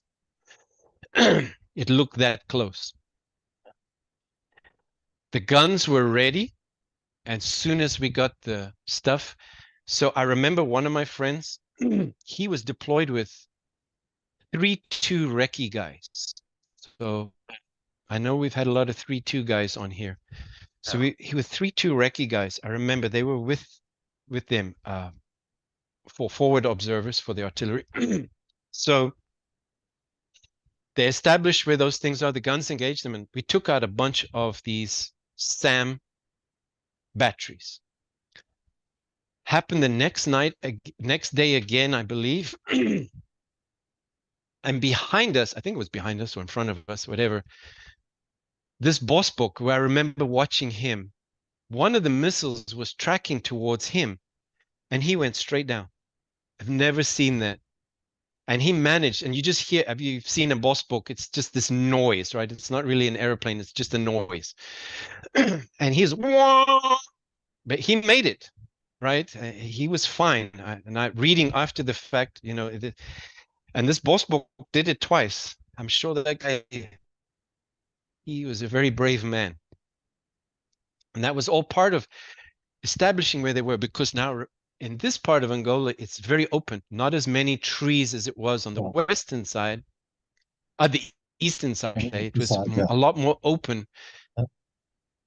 And you also had, which we didn't have on the eastern side, you had a lot of local population. You had people, you had kraals, you know, all that. You had all these factors kicking in. So then I think it was the evening of the 24th, they told us there was in Techipa, was the name of the town, there was this conglomeration of Cubans. So we had a fire mission there. We engaged them. After action report, we wiped them out. There was like 200 Cubans that were killed that night from our guns. The next morning is when 6-1 infantry got involved, and I think Lieutenant Mayering was his name when he was killed. There was a lot of action. The tanks were involved. Everything was, I mean, it was chaos. It was scary. It was incredible. So I was behind because I went and got ammo. I was driving an ammo truck. So that the next morning after that fire mission, the guns were coming back and I was driving to them to replenish them. So mid-morning, we had stopped because the guns were moving. We didn't want to go past them and all that, or miss them. So we had stopped where there were some trees, deployed, you know, camoed our vehicles, and we were going to wait for them. In the meantime, I mean, there's a lot of noise just in front of us.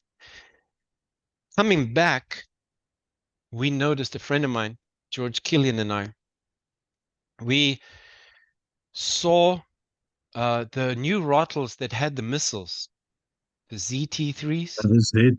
Yeah, I think it's ZT3. Yeah, they were there and they were camo, and we like, whoa, those are cool. We had heard about them and never seen them.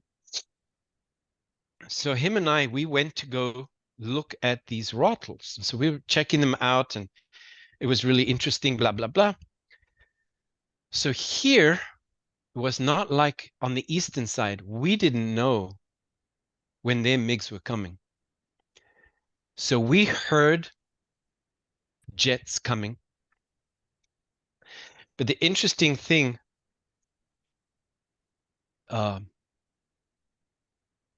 is we saw them off in the distance, and what they'd done is they'd gone past us, turned around in Southwest Africa, and they were coming back, and they were going to bomb that Kalawek area around there.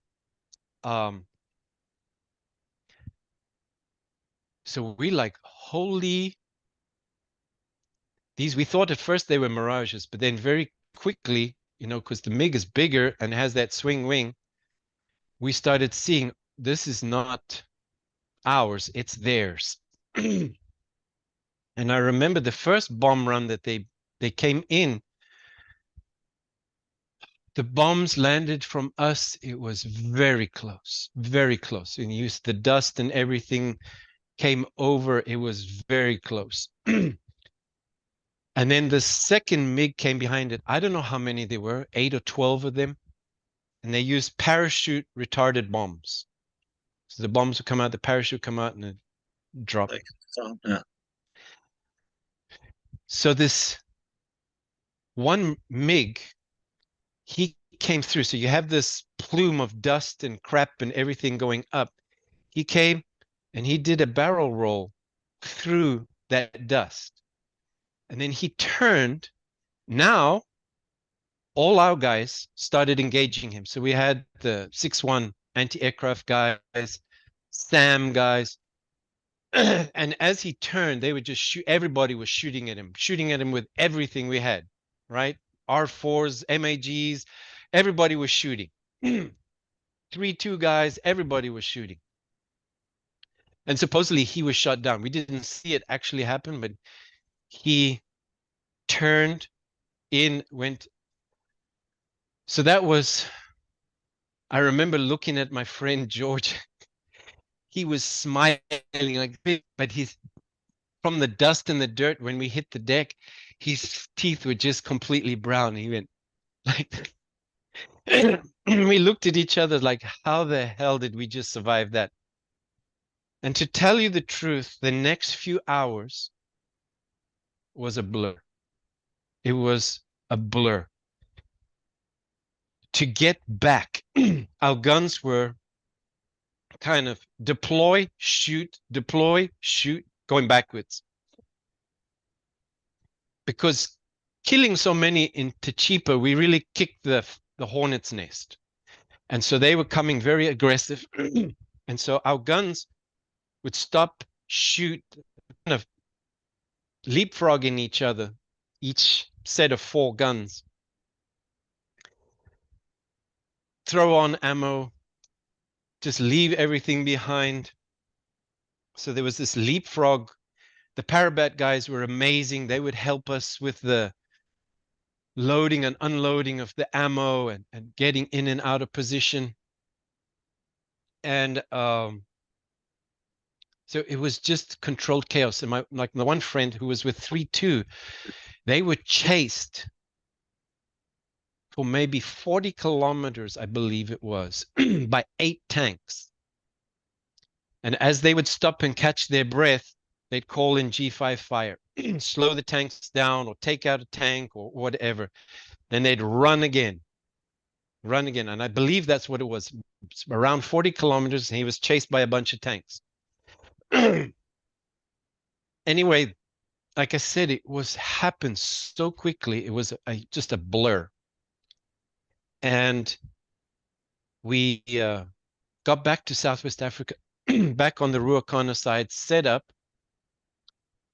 We found out then that those 11 South Africans had been killed, because what was interesting, I didn't know at the time, right after the MiGs had come in, Pumas came in, and Pumas never flew in daylight. So we thought, oh gosh, somebody must be hurt, because they would never fly on the eastern side. They would never fly it, in broad daylight. So we got there. We found out that the guys are killed. We started seeing some more Mirage activity. The Mirages would fly over a lot more. And then, unbeknownst to us, they reached this peace treaty, whatever, in New York or wherever the hell they were. And that was it. The border war was over, basically. Yep. And so for the next few months, they actually, again, like I said, artillery, we were completely separated from 6-1. We never really saw 6-1 again until at the end, when we were finished in December, we went back to Omatia. So we were deployed the whole time, and we split the guns up, Gulf Troop and Hotel Troop. We were by Ongongo, and the others were closer to Ruacana. And again, it was a lot of deception, pretending, stuff like that. I remember that one time at Ongongo, I'm like, they had a water reservoir where we would go and swim. I was like, that looks like a SAM system on top of this reservoir. So it's like, I didn't know, and it's the SAM 13. So it's like on a BRD-M, which is a wheeled chassis, and they got like 4 launchers or so on top. So I was curious, and I went up to it. I was like, and it's on under a camo net. I'm like, this looks really suspicious. So I tapped on it, and it was fiberglass. It was completely fake. So we did a lot of those things. And like I said, we would do fake fire missions. I remember the one time, it was in September. We decided that, remember the hookah shops? So we were going to go and buy a bunch of booze. And that night we were all going to get drunk. I don't drink, but that night I did drink. And so my friend and I, Sean, we decided we were going to join in. And I think the entire battery got drunk. The leadership group, everybody. And for me, it was a horrible experience, and I haven't drank since then. So that morning, woke up, you completely feeling bad. So I was driving a rattle again for the lieutenant in charge. So what we were going to do is we were going to do one of these fake fire missions. So we were up at 4 a.m. We all bubble us, hungover. We get in the gun thing, line up, drive to an area. We get to the gun position. We set up. I felt terrible. So I got my rattle and I went and pushed it to the side. Half-assed camoed it. All I did was basically just pull the lever so the windows are covered. Parked it under a tree. We had a fire mission, and it was just basically shooting in at some targets. By this time, 142 battery, which is Quebec battery, they had joined us as well. We had the artillery, the rockets there. We had G2s there. So it was all the artillery was shooting from different areas into this area, just to show that we're still there. Fortunately for us, we were very good. And we were, within millimeters, basically, of the designated target. So around midday, we see a rattle come up. And the guy in it, he beckons me, and it was Commandant Swanepoel. He was one of the artillery commanders, and he was a very tough, no-nonsense man. I'm in shorts and t-shirt. I think I had flip-flops on. I didn't even have boots on because I felt terrible. And he started yelling and screaming. And I was like, buddy, I don't care who you are. I don't feel good. He's like, where's your... So I directed him to the Tabula, the fire control truck. He went out and chewed out a Lieutenant Dippenar. The only reason that we didn't get into a lot of trouble is because we shot so well. We were so perfect with our shooting that all we did was got a good chewing out, and then he left us alone. Again, a little bit later, we did another of these fire things where you're just showing off, right? So I went, and it was actually, it turned out to be kind of cool. So went to this area. There was one gun, and then they had one tank, 190 millimeter, 120 millimeter rattles. So they had one of everything.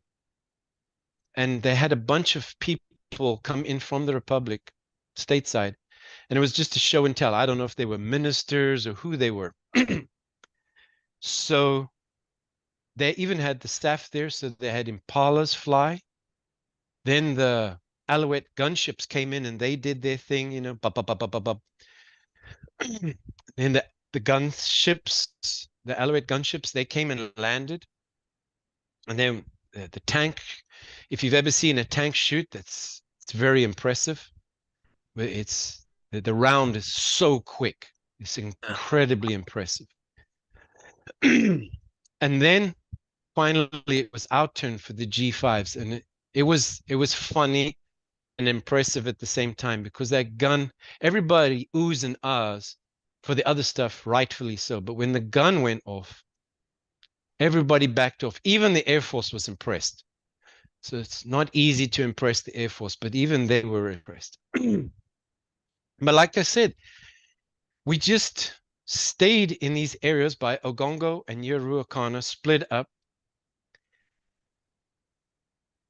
still eating a lot of rat packs, but we were close enough to base now where we would get fresh meat, you know, cooked meals, all that kind of stuff. One of the things I had said to my mom, I said, hey, send me up some stuff, better stuff. My heritage is Italian. My mom's Italian. So I figured out, you know, those, the termite mounds, those ant mounds that you have in Southwest Africa, all over the place. You could hollow it out and make a pizza oven.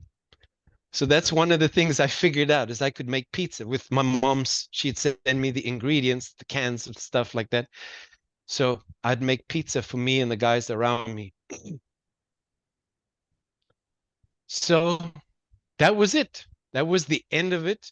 Here, December, they said, okay, you're going back to, we packed up everything.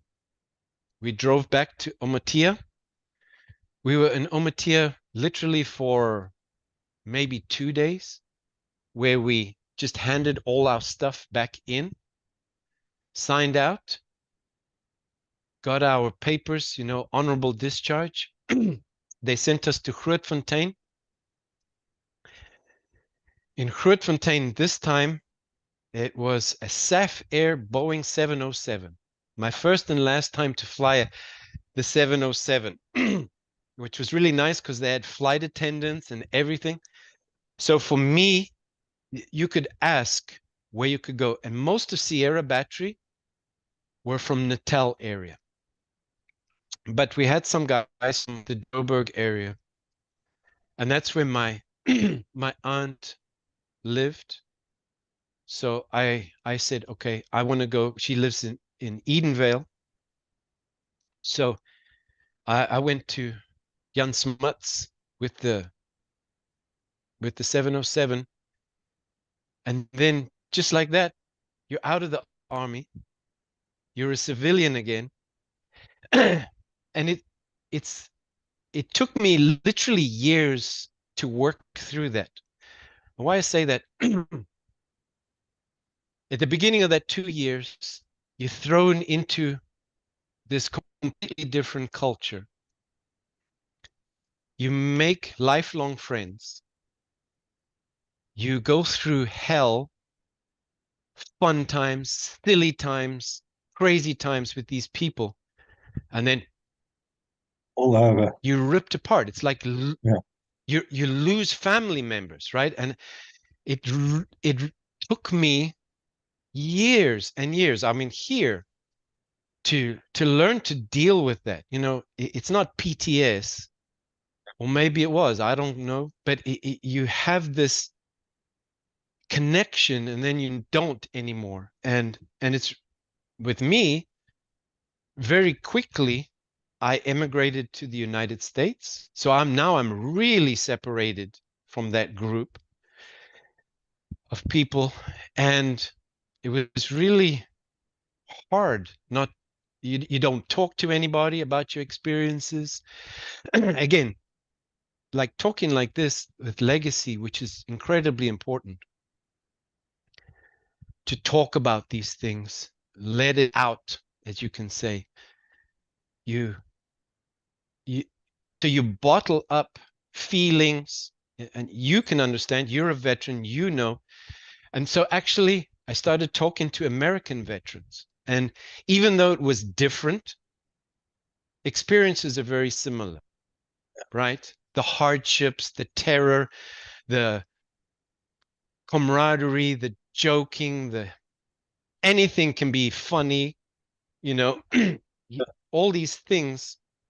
To talk to somebody helps you deal with that separation and stuff like that, get your mind around what you saw, what you felt. And so, you know, it's really good to have and listen to these conversations with Legacy. Koos, thank you.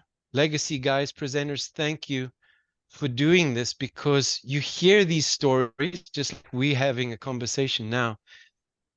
It reminds you of things like, oh yeah, you remember something that these guys say, like, and it just makes you can. I mean, a lot of times I've literally laughed out loud at situations which you and I will find funny, but a civilian, they'll never get the humor. They don't They'll never understand. understand the situation, you know. And then that's what's good about these things. Another thing I want to say thank you to is in Legacy, and there's a lot of these type of podcasts, you know. How I got hooked into Legacy is because I started listening to years ago the Fighting Men of Rhodesia. Okay. That we can almost call them a sister podcast, you know. And that's, you know, the algorithm actually worked in YouTube, and I found you guys.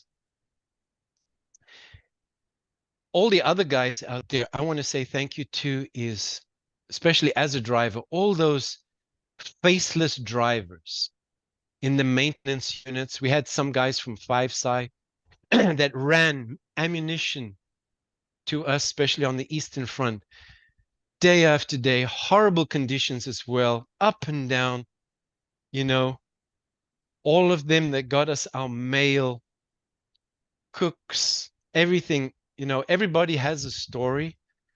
Thank you very much for all you guys did. You know, we were all part of it. Other people have said this. Yes, a lot of people, let's just say for views, you always see the recce's, the 3-2s and all that. But you know, 6-1 was an incredible unit. We were very elite as well. We were involved in every single operation that the SADF had in Southwest Africa and Angola. A lot to be proud of. And so even for people who just want to forget about their military experience, you know, we all got a story, even if it's for 5 minutes. And you know, we've had chefs on here, we've had people in the band on Legacy. Everybody's important. You know, it's not just those amazing guys, you know, that have the sexy stories.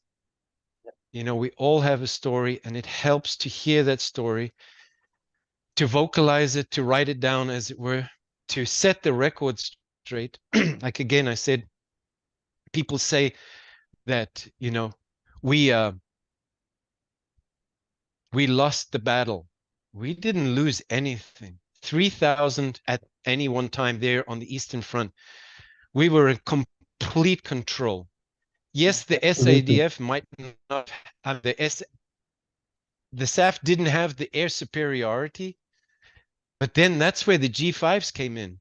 We dominated. They couldn't fart without us knowing about it, and we would take them out, you know. So set the record straight. We did not lose anything. We were victorious. It goes back to that old South African Boer commandos, you know, where there was a few of them that dominated the British Empire. You know, that kind of tactics all the way through.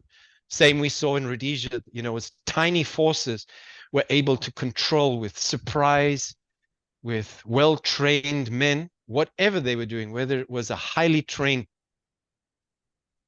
Mirage pilot or a truck driver and everybody in between. We were very highly trained, motivated. You know, like one of the funny stories, we were able to tune in to the radio, especially for big rugby games and stuff like that, cricket games. You could tune in with your radio. But then you could listen to radio as it would come in and out. And think on the UHF. And like the one time we heard one of the South African radio stations saying, UNITA artillery were engaged. And we're like, what? It's not UNITA. There was, they don't have this kind of thing. And then that's something that the South Africans did badly, was tell our story then. I think, right? We should have yeah, had. I think the Go ahead. politics involved. I think there was so much politics and external forces in terms of politics involved that I don't think we could give the full extent of our dominance and what we were doing. There would have been such a United Nations outcry um, that I think we had to play it sort of fairly low key. And I would guess, I don't know, but I would guess that when we took out a big number, we probably reduced the numbers, and where we lost a couple of guys, the other side would have increased the numbers from a publicity point of view. Right. Yeah. No, Stephen, it's Yeah. been good. It's been good chatting. I think to me Yes, the sir. one big issue has been technology. The advancements in Yes. technology, and if 40 years ago we'd had this technology, you'd still be in touch with 90% of your friends. When I look Right. at my kids, and they have, I don't know how many hundreds of Facebook friends and WhatsApp friends, because as they move along, whether it's university or school, they accumulate these, whereas we looking back retrospectively and saying, hell, I wonder if I can find this guy or that guy. Exactly. And I mean, I was involved in Smoke Shell. We've got a WhatsApp group with about 70 guys. But I mean, I think about 1,100 people took part in Smoke Shell. So 70 guys is a good number, but in terms of the Right. overall number, it's small. But I think Yeah.